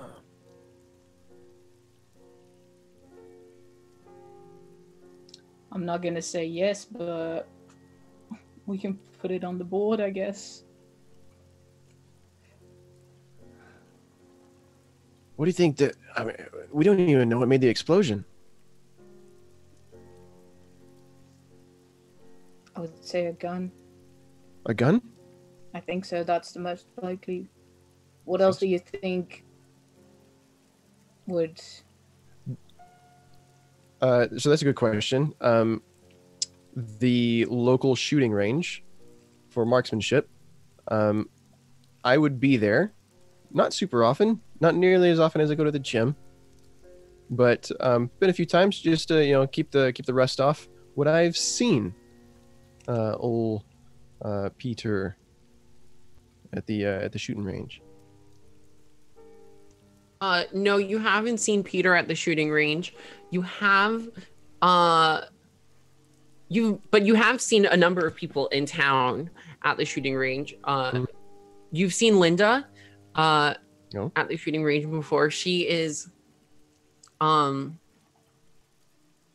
just casually, she likes to shoot sometimes just for fun and as a way to unwind. Yeah, get out her anger because she's got to have some built up from being so happy all the time.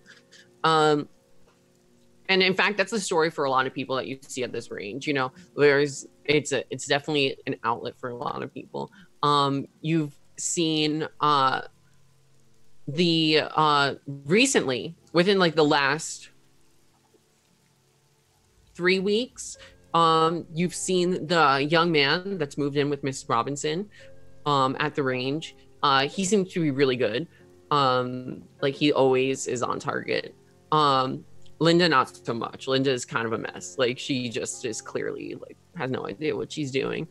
And you've seen the Goodmans go too as well. If it was a gun that was the explosion, which I didn't properly hear it. I had the Call of Duty going. All I heard was mainly the guns from my speakers. That's really good speakers. It's 7.1.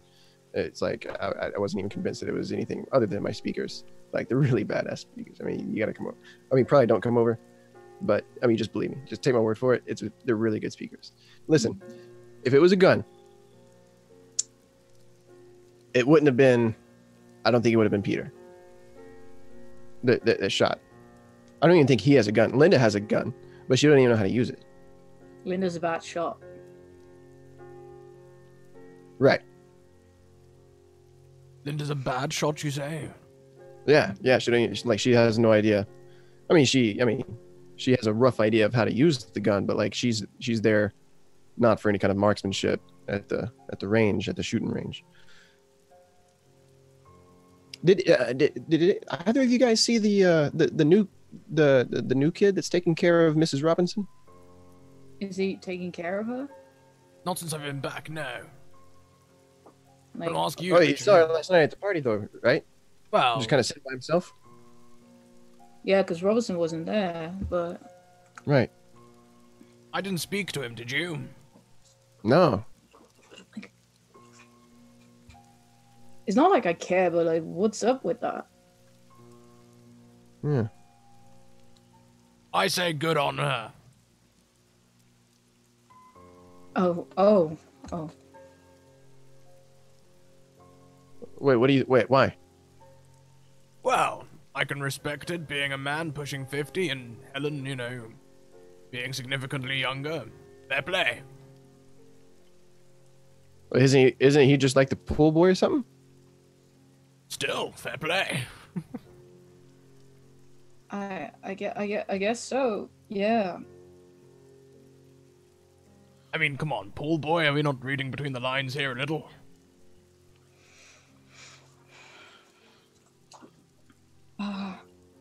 Good for her, I say. I think, well, Well, do you really think Mrs. Robinson is still like? are we really getting into that? Because I don't know. I just never thought of Mrs. Robinson as kind of a, no, me neither. That's why I'm asking. Anyhow, if he is the pool boy, then I'd argue it's pretty bold to show up at Linda's party in that sense without his host. Yeah, that is weird. That's true, actually, yeah. Did you see anybody talk to him? I didn't. No, I actually he was sitting really close to us. He kind of looked at us, but like I didn't. Honestly, I thought he was part of the catering staff for a little while. I thought that's maybe why the Goodmans weren't speaking to him.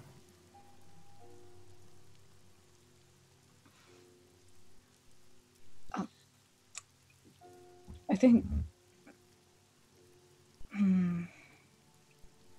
Did it seem like either one of the Goodmans when they were at like the bar area, and the kid was over there,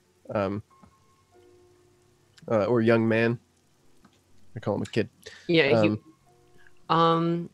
Did it seem like they had been interacting, or is he just kind of like sitting there and like in a room full of people but completely by himself, kind of a situation?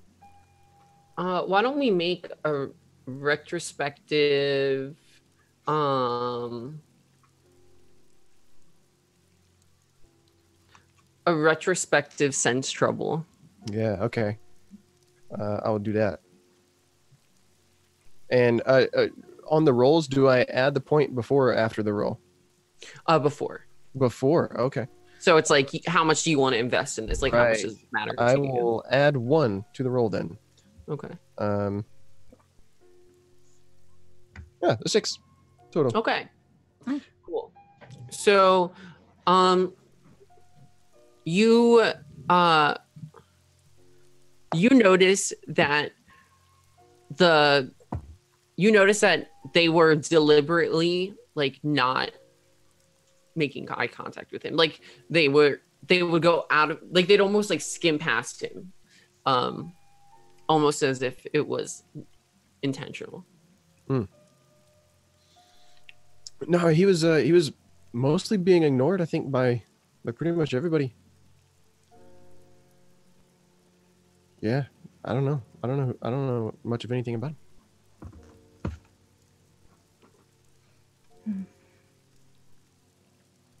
Well, I think all of you guys would know, Mrs. Robinson has always treated you guys well. She brings you food and she checks in on everyone on the lane. So she's not a stranger to you, but this boy is. Why do you think she wasn't at the party last night? I don't know. Like, You think we should go check on her or something? you know, I'd She like might- that. did you Yeah, she might have like cookies or something. did you see her just now? Like when the ambulance came and stuff. I don't think so. Did we? No. No, you we didn't. She might not know what's up. I don't know anything. What if The the pool boy hearing's been killed? playing up. I Well- think we're jumping a bit now, Benjamin, but I mean, we should go and check on her anyway, and at least get her in on the news and see what her opinions are. Maybe she knows some of that juicy gossip. You want to go around like a sort of like this is our bystander support impromptu group or something? Like, hey, we came to check in on you after the news. Yes, Yeah. hang on. I'll grab some of the flowers out of the basement. Good thinking. That's good. That's really good. Yeah, why do you flower? Never mind. I told you there was a man in Switzerland who had a thing for orchids, but I didn't sell him all of them. Oh, yes, of course. I already look kind of homeless and pathetic, so I think I remind her of her son. I don't know if she has any, but I think You don't know if she has any. What's that? You don't know if she has any. Yeah. I don't know if she has any kids, but I think she kind of thinks of me as like a son. Gives me cookies and stuff. So if I think she'll want to invite us in, maybe take care of. It's funny, actually. Me and Mrs. Robinson got close after I was repairing her roof after the incident. Do I need to ask? Well, you might have remembered when Helen's daughter was having a birthday party, and I thought it would be a great idea to shower sweets on the party from above, but unfortunately the sweets sort of melted and then solidified at pressure and turned into a block of sweets that I dropped expecting sweets to flutter down across the party, and instead I dropped kind of a brick on Mrs. Robinson's house. But she was most accommodating whilst I was making repairs. Very kind, sweet little old lady. Oh yeah, the reverse Hansel and Gretel thing. Yeah. That even reached my house, yeah. Is it still raining outside, Jay? Yeah, it's still coming down. Go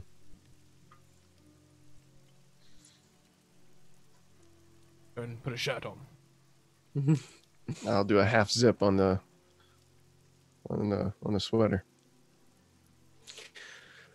Cool. So you all are gonna make your way over there then? Daniel, do you have any shoes I could? Oh. I don't have any shoes. on. Yes, I have some suede, some Oxfords, some brogues. There's them two-tone Oxford brogues or some rather nice salsa shoes. Okay, I'll do the two-tone Oxfords, and so I got my sweatpants, my two-tone Oxfords, and my half-zip hoodie. We look like shit. I look very nice. Speak for yourself.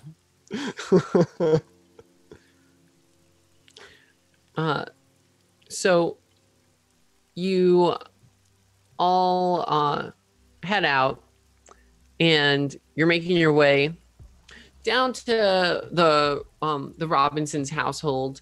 You see all the lights are on.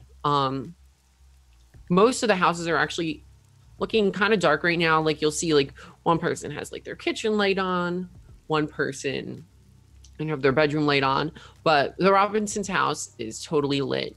Her house is actually larger than almost any other house on the street. There's statues outside the front of it, and there's a lot of statues, like way more than is necessary. It's just like she's kind of putting on a show with her collection, and they're not even like cute little garden gnomes, and like no, they're like lions and winged angels and just very over the top, like gargoyles and shit. Yeah. Her curtains are red, and the house is white, and there's a balcony at the top outside of her bedroom. So you approach and you ring the doorbell, and you hear like this. It's like an orchestral symphony, pretty much that's playing within their house, and it takes a minute before she gets up and answers the door.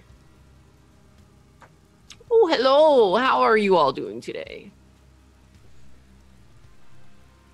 You should come in. It's cold outside. It's raining. Yeah. Hey, Mrs. Robinson, thanks. Hey. Thank you indeed. Pleasure. I bought you an orchid. Oh, that's Daniel so sweet. just flew back in last night. Yeah. Oh, you're all tooties. Come on in. Come on in. And she'll like kind of scoop you all inside. Here, let me take that. And she starts like taking off like your coats and your hats and whatever.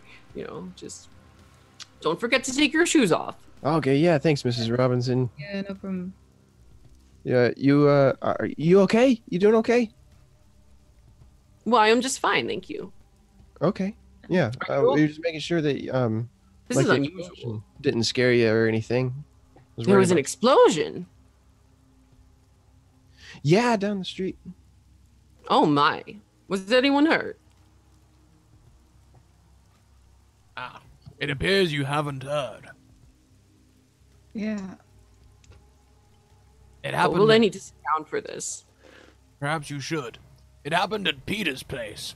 We saw Peter and Sally, and a body bag getting in an ambulance. Oh, Way to drop the news softly. I don't want to beat around the bush, you know. Just Yeah, no, 10 out of 10. get Mrs. Robinson on the down low immediately. She's a sturdy woman. Sturdy. when you say that you saw Peter and Sally and that and the body bag, her tone totally takes a 180. Like she goes from her little routine of like, how are you doing? I hope you're okay. You know, you never really know whether it's genuine or fake. Like that's just kind of the nature of those conversations. But it goes from that to like genuine, just her heart is sinking. And and she screams, Fred, and she and her voice is like fucked up. And she's like, my pills. And Ms. Robinson. And What? and you hear scurrying, someone scurrying upstairs, and soon enough, I'll Fred show is up. like, Bloody hell, Fred! Come on, don't forget the poor woman's pills. Who's Fred? I'm Do we know coming. who Fred is? I'm coming, Miss Robinson. And yeah, and he's like shaking, and he pours like the pills into his hand and gives them to her. She takes them and she takes a sigh, and is kind of staring into space. And Fred is the loner guy, the pool boy. Mm-hmm. Yeah. Okay. How old does he look? 23, around, yeah, probably around 23, 22. Ow. And he's like rubbing her back now. Should I? They kind of like trying to make her feel better. Sorry, I imagine that was quite a shock. No way. It's horrible. It's horrible.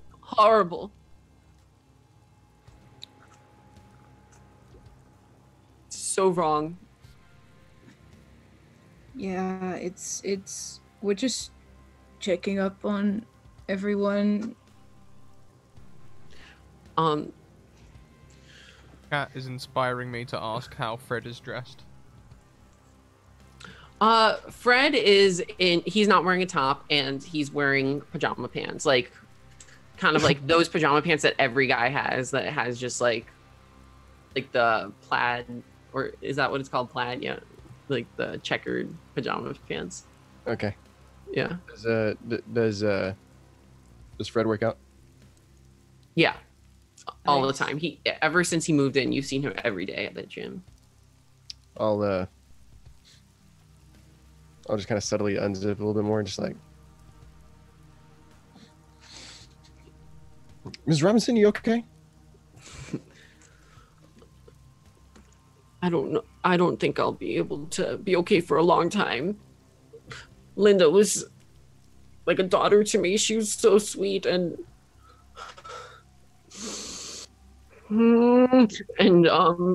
And she's crying. Yes, she's crying, and she's having a lot of trouble keeping it together. You know, everyone on the street today just seems to is in a state, you know, and including her. And Miss Robinson, I'm sorry that we dropped some news on you like that. I kind of side-eye Daniel. Who does not look guilty. Right. Can I make you some cookies with your own supplies, if you have any? this isn't the time for cookies, Benjamin. There's always the time. And she like squints, like she's that was disrespectful. I just put like a hand on Benjamin's shoulder, like, Ben. You can look around the room, and at a first glance, everything seems pretty tidy, but you notice that in the corners and there's papers and lots of piles of papers like in the corners of every room. Right, when you enter her house, there's like a kitchen on the left, and it's an open floor plan to like a giant living space on the right that's 2 stories high and has a fireplace and like a TV and all that. So it's just kind of like that. On the surface it looks clean, but it's actually very messy. Mrs. Robertson, do you is it okay if I grab some water? I'm just like, Yes, take what you need. thank you. Should I bring something back for you? Scotch. How about scotch? Okay, I was going to suggest a nice cup of tea, but scotch by all means. Scotch. I have this brandy also that came from Daniel's house. That'll do. And she just swipes it out of your hand and glugs. All right. Okay, yeah. Yeah. I'll help myself then. Feel free. Yeah. Seeing the way that Mrs. Robinson glugs the brandy, they might need to bring the scotch anyway. As you walk away from her, she leans towards Fred, and she like whispers something, and then he follows you into the kitchen. James hears Fred follow him, and he's a little bit like, oh, shit. He doesn't say that out loud, but so he just politely heads to the kitchen, and he looks around for something of a cup or a glass to get himself some water. Okay. You open up the cabinet for cups, and you can see that there's like something taped to like the bottom of one of the shelves in there. And then after opening that cabinet, Fred's like, I've got it, and he kind of shows you to the side. Did it look like a brick, like trucks or something like that, or did it look No, it was like thin. It was definitely a piece of paper. Okay. Yeah, he just moves to the side, like, yeah, sure, thanks. I don't know what I can use, so it's Fred, right? Yeah, it's Fred. Fred, how are you doing? I'm fine. How are you? And he's like, seems kind of confused. Like, are we really making small talk right now? No, sucks. I mean, yeah, no, I'm not. This is ridiculous. I'm sorry. I'm just. Yeah, what are you guys doing here? To be fair, Mrs. Robertson is one of the few people who actually like talks to me. So I was just, I don't know, the other person who actually talks to me just like died. So I guess I didn't expect the other two to run along. So, Listen, I'm sorry for your loss, but Miss Robinson is not your problem. And I think that you guys should go home as soon as you can. all right. Yeah.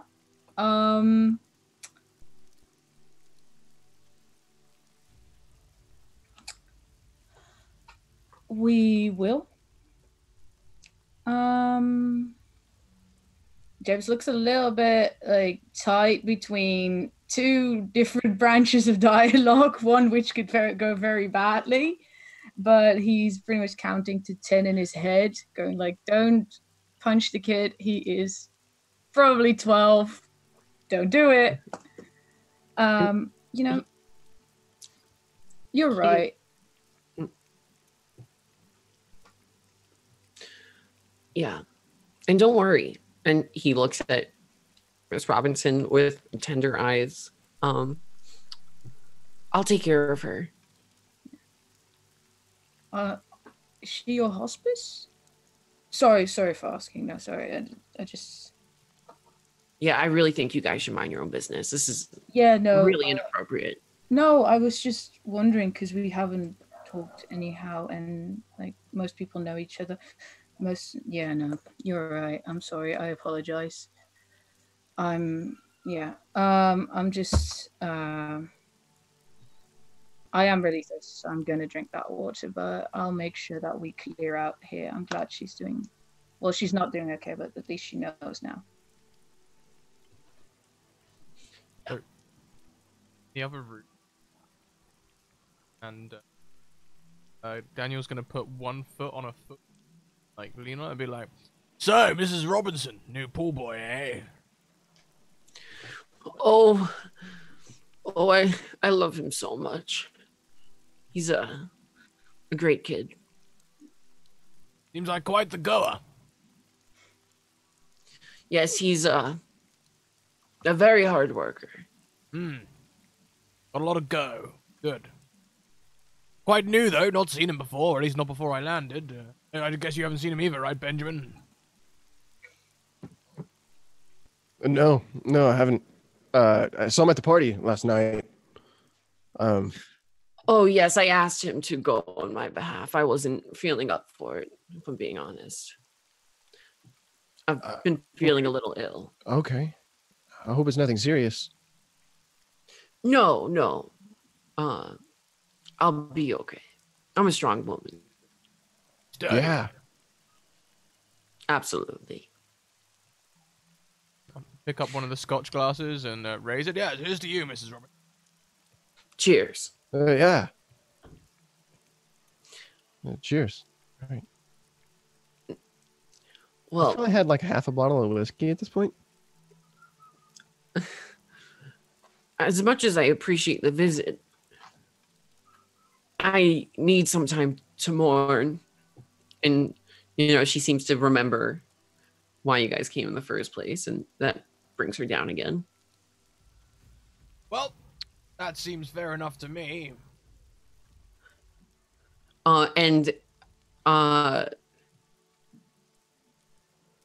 While she raised her glass, you also notice she kicked something off the table, like a piece of paper. Like she had her feet on the coffee table and she just kicked it off. Oh, let me get that for you, Mrs. Robinson. Oh no, it's fine. Do you want to lean down and try to? Yeah. I'll just be in the oh, let me help you. Okay, you can do a filch roll. A filch? Yeah. I'm about to filch this paper. All right, I got 0 bonuses. So here we go. D6. Boom, boom. 5. Okay. Yeah, you pick it up. Yeah. It's a check. For Fred. For $3,000.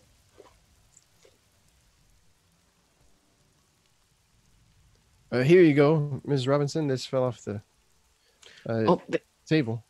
Thank you. Yeah, no problem. Just let me know if I can do anything for you, okay? Noted. Thank you so much. All right. Well, we'll go then. Yes, quite. We should. Quite proper. You've got our number should you need anything. I think I'll need a few days of solitude. I hope you'll understand. This is a lot for me to take in. Yeah. Don't worry about texting. You can just call. I can text just fine. Okay. Yeah. Okay. All right, Mrs. Robinson. It's good to see you. Have a nice day. And she kind of she tensed up at some point during this conversation. You can't really tell when, but her guard went up. Since you gave her that news.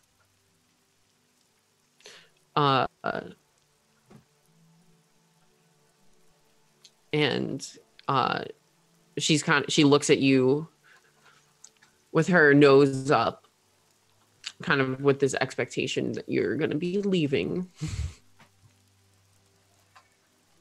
Yeah. Can I, as we're walking out, I'm just gonna be like,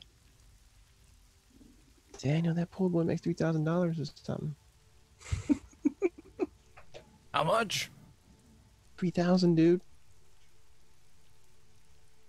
That's a lot, isn't it? I think he does more than clean the pool. James sort of comes out a few seconds after them. Well, I've said it once and I'll say it again. Fair play, Mrs. Robinson. Oh, wait, what are you guys talking about? You saying she pays him for like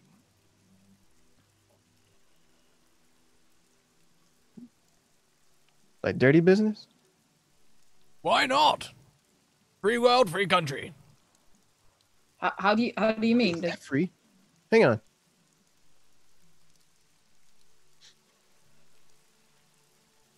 Because James missed all this while he was in the kitchen, so he's staring from Ben to Daniel, from Ben to Daniel, and back. Get outside let's get outside and then tell him. Yeah, we're walking back to your house. Yeah, yes. James, you pays that kid $3,000. I don't know how often, but that was I pick up a check. And yeah, I tried talking to him, sort of, and well, I said hi, and he pretty much went fuck off immediately, and it was weirdly hostile. He said that to you? Well, not in that sense, but more like he was like, "Are we really having small talk?" And I was like, you got me there. But I tried to be, honest and stuff, in the sense that because he was very, very why are you here? Why do you bother Mrs. Robinson? Maybe he's embarrassed, doesn't want us spoiling his deal. Did he seem embarrassed? If he's embarrassed, why did he show up at the party yesterday? If you're embarrassed to, let's say this guy is a live-in escort. Yeah. If anybody should be embarrassed, it's Susanna. And she was there. Wait, why is Susanna embarrassed? Because she lost the election. Because she lost, right. Yes. I thought maybe you meant that Susanna was also paying Fred, and I was getting rather excited. Yeah. No, I don't think so. I hope not. Let's not rule it out, though. I don't get what his deal is. If any of us would have... I didn't ask anything I wouldn't have asked yesterday. Just hey, who... I asked him if she was her hospice. I wasn't immediately going, I mean, Ben's right. I sort of that's sort of where the mind goes immediately, I guess. Was it you, Daniel? I think so. Also, Mrs. Robinson was kind of touchy. She didn't... Touchier than normal. Definitely. Right? Yeah, yeah. She's always been really sweet and kind to me. Me too. Yeah. I mean, I get hearing like upsetting news. Maybe we've got the wrong end of the stick. Maybe that's actually like family, something. Going through a hard time and putting a lot of stress on her. Perhaps she's paying for his rehab or something. Yeah, that's why I was like, is she your hospice or something? Because it seemed like the most, innocent, platonic sort of relationship without insinuating family relations or something. But no, he was very much, I think you should leave.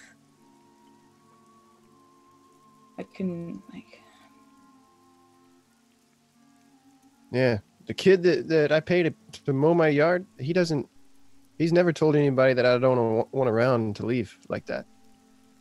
Also, I don't pay him $3,000. It's closer to like $30. I think because I don't have my glasses on, but I'm pretty sure like because we've all been around Mrs. Robertson, right?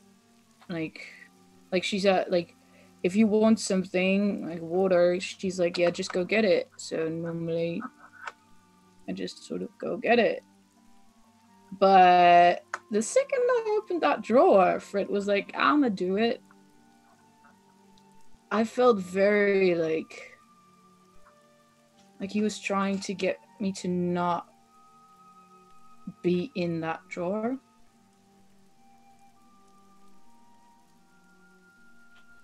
Does that sound paranoid? It does. I don't know. I mean, I got drawers that I don't want you going through. Yeah, but we're talking about a kitchen cupboard. One where glasses are kept, as far as I know. Yeah, that's true. Like, that's weird. Maybe she's got some weird junk in there. Like a junk drawer or something. Maybe they're low on storage space and some of his stuff is. I think I saw tape. Like, I'm not like. I mean, is it really our business? Maybe. You wanna know if Mrs. Robinson has a brick of cocaine in her glass drawer? If she does, then yeah, for sure I do. Again, good for her. I mean, but I was more kind of thinking like, what if somebody else gets exploded next?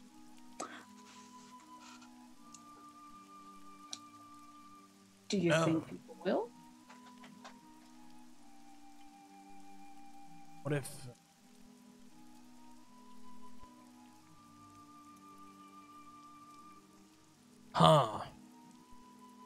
What if he is family due to get her inheritance?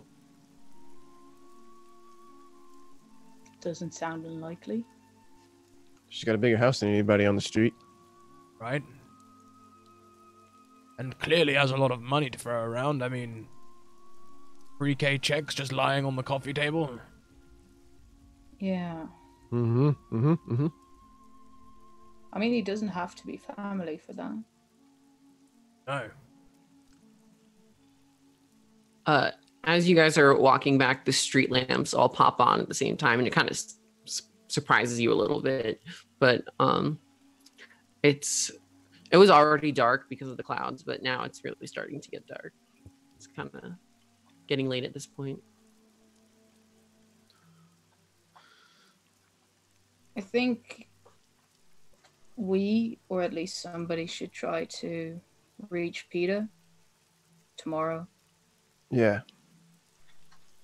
Because, I mean, he'll have had time. And I mean, if all of us try, you can't really, like, refuse all of us, I guess. Yeah. I mean, it makes sense for people to check in on him. Yeah. After what happened. I mean, we're all really close here in the neighborhood. Yeah. Yeah. You've been most welcoming to me, and I hardly spend any time here at all. Yeah. Well, you have really good whiskey. Thank you. I try. Yeah. Well, before the drivers stop making deliveries, I need to go call in my food for the Oh, night. yes. So I think I'm Yeah. gonna hit it. I'm gonna go back to work. Work. Yeah. Yes. I'll, body clock's a strange thing. I'm sure I'll try and get some. Yeah, maybe I'll take some Benadryl.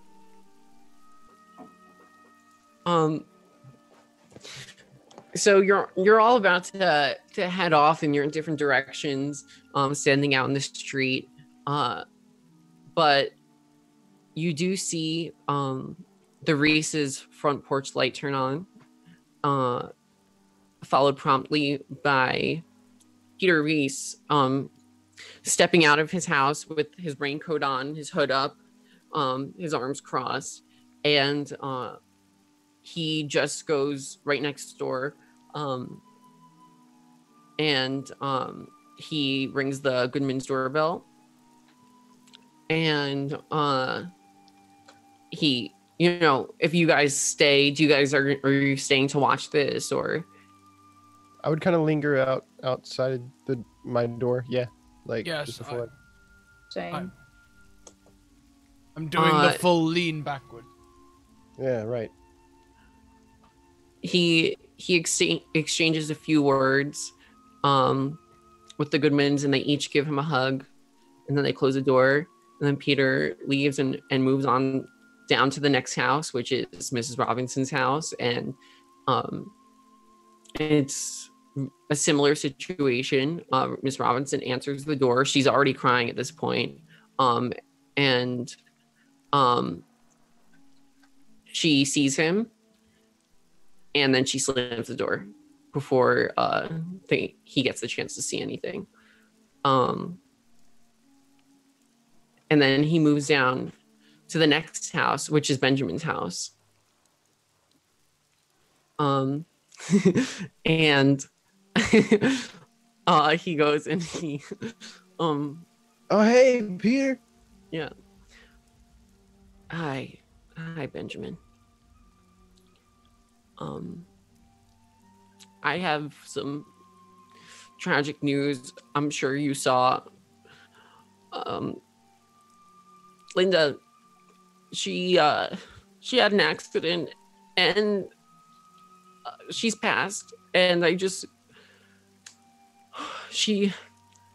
don't want to get into the details right now. It's a lot for me, but I just want to let you know, and we're gonna be having a sit in Shiva tomorrow. So I'd appreciate it if you could just come through. Yeah, whatever you need. And are you safe? Are you okay? I mean, obviously you're not okay, but like, we're safe. It was just an accident, but it's hard, and I'm really sorry. I appreciate your concern, but I don't know if I can handle talking too much about it right now. Yeah, no. And he opens his arms out for a hug. Oh, yeah. Bring it in, man. Yeah, I'll do like a guy hug. Yeah. And so it's like, yeah, man, it's rough. Yeah, it's really rough. Real rough. And when in your half-assed hug, like he lets out Yeah. Oh, geez, man. Yeah. Okay. Yeah. Just let all that right on out. Yeah. Right on out of there. How's your girl? Is she all right? She's not handling it well. No, not at all. You guys need some food? That would be amazing. That'd be great. You need to eat. Yeah. I was just about to place an order. I'll get us all something. How about that? I'd really appreciate that. Yeah, for sure. Although I don't know if we're really in a place to be social right now. If you could just have it delivered to the house. Yeah, okay, not a problem. Yeah. All right. Well, I'm gotta finish making my rounds, So. Okay. Making your are you just telling everybody? I want everyone. I want. She loved this community, and she did. And she'd want everyone to be there at her shiva tomorrow. Yeah. Is Mrs. Robinson going, do you think? I don't know. And he looks away, like he just kind of stares off into space. Okay, well, yeah, I'll be there for sure. And I'll have that food delivered. Chinese, if that's cool. Whenever you want, we're not picky. Yeah, cool. Yeah. All right, I'll see you tomorrow, Benjamin. I really appreciate it. I'll see you. He walks away, and he continues, and he has he goes up to each of your houses, and it's something of a similar conversation to the one that Benjamin just had with him. He explains that he's hosting a sit-in Shiva the next day, and that he wants everyone to be there to support his wife. How are you guys spending your evenings?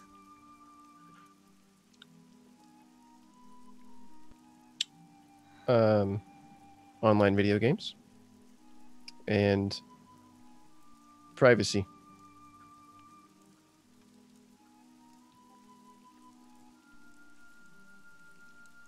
What about James? How are you spending your evening, James? I think that when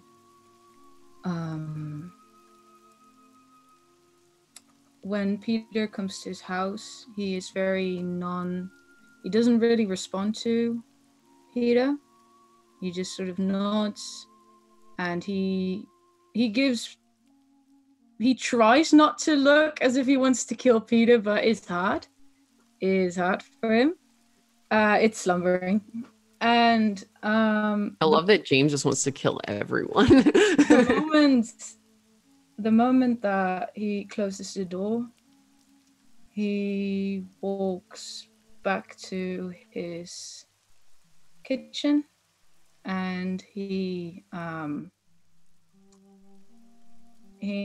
takes his wallet out of his jeans and just tosses it on the kitchen island, and he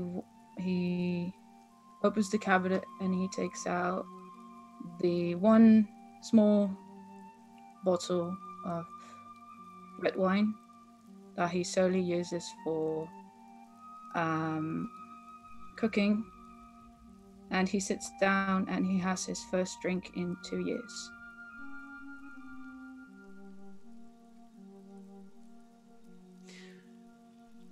And Daniel, what are you doing this evening? Well, when Peter comes to call, Daniel would offer him the same courtesy of life as everyone else. Do you want to come in? I have brandy and cigars. When he declines,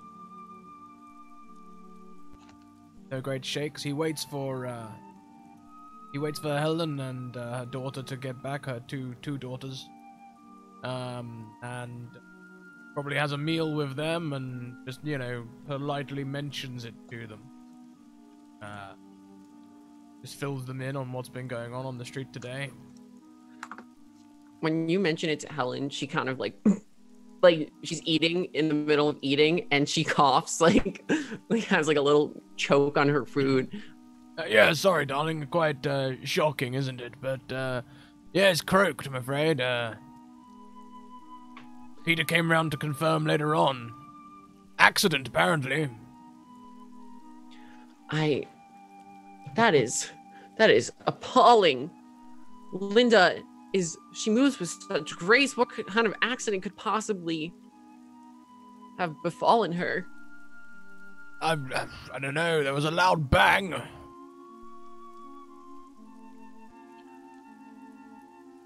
You think this was a murder? You can read me so easily, Helen. Yes, I think Peter did it. No, I voted for him. He would never. I know you did, and you voted for his policies, but remember, policies maketh not the man. I don't know. He has a very firm handshake. Yes, I too respect that, but I don't know. When I knocked on the door, he was calling for space, rather than calling for help. That's Well, what that shouldn't be too surprising. If you lose a loved one, you don't. I mean, if you had died, I don't think I'd want to see anyone.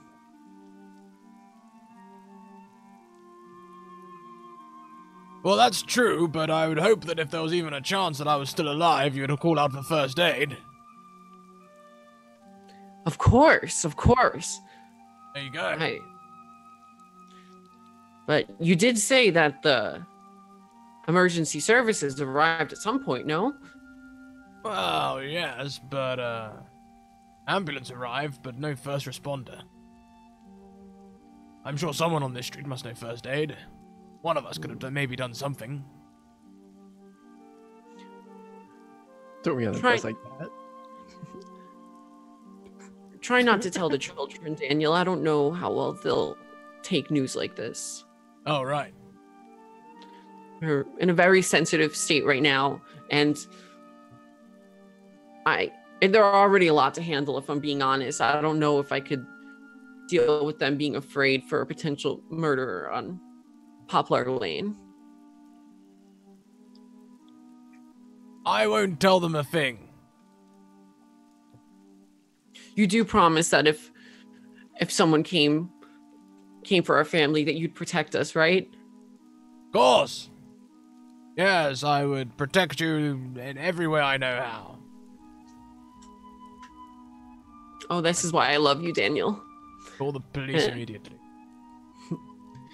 And she will fall into your arms, enamored by your heroism, at least in theory. The heroism that she projected onto you. There. It'll be all right. Yes.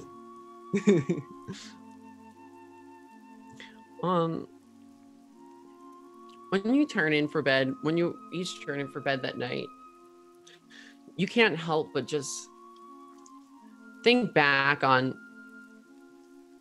how perfect the Reeses were, or at least how perfect you perceive them to be. Many of you might have felt jealousy for them at times. They all seem to be happy. They all were succeeding in the areas of life that they were pursuing. And the more you think about it and the more you try to speculate, the more absurd this whole situation becomes. Nothing like this has ever befallen the Lane. It was the late summer, but as the rains come down, the leaves just start to show that slight tint of brown or orange, that indicating the beginning of the fall. And there's a cold breeze through the air that night. Thunder strikes.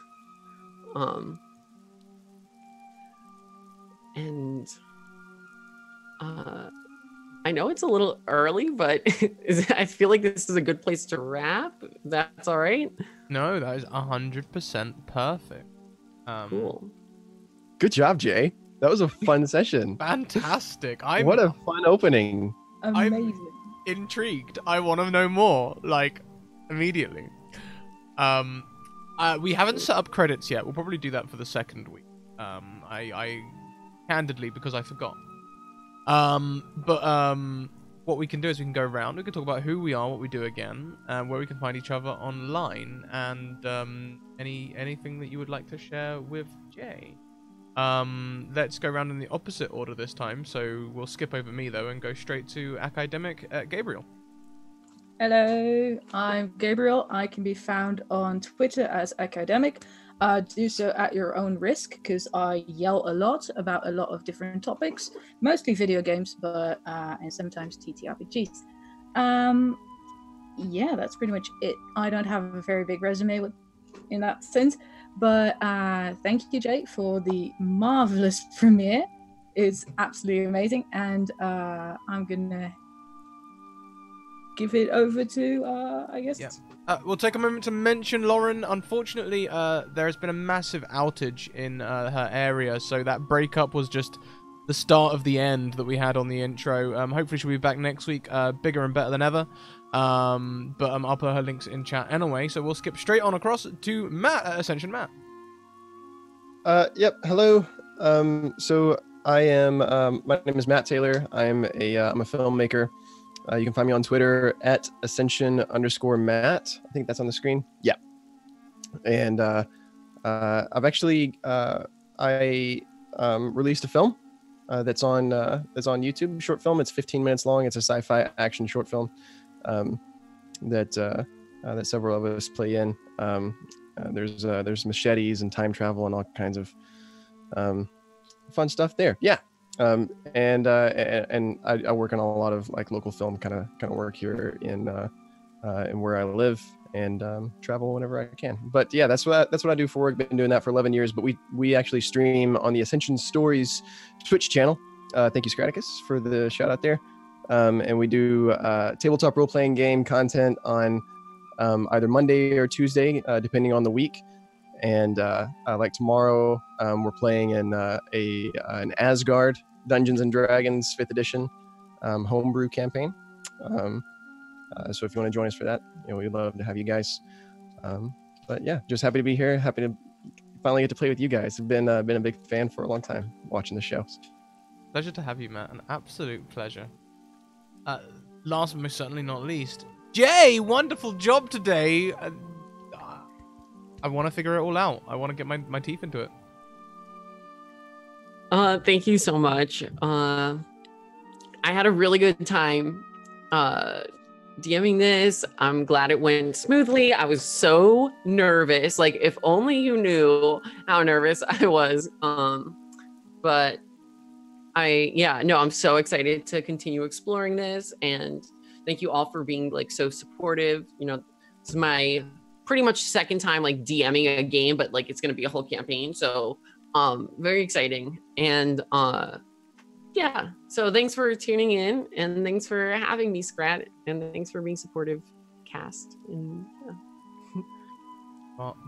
This It's gonna be great. I'm looking forward to the whole season. It's gonna be great. For me, I'm going to post some links in the chat now. The bot's going to start spamming all the closing links at you, including places you can find us, socialize with us and our community, all the places you can support us and buy merch and all that sort of stuff. All of these episodes will be uploaded to YouTube and all of that good stuff. We also have sponsor information. Check out Mage Hand Press and Bird in the Storm Publishing, both whom we are proud to be sponsored by. And there's store discount codes and all that sort of thing for them and all of that good stuff. That is a fantastic raid cry. Gwyn will definitely go with that. You mean I should stand outside the house like Slender Man?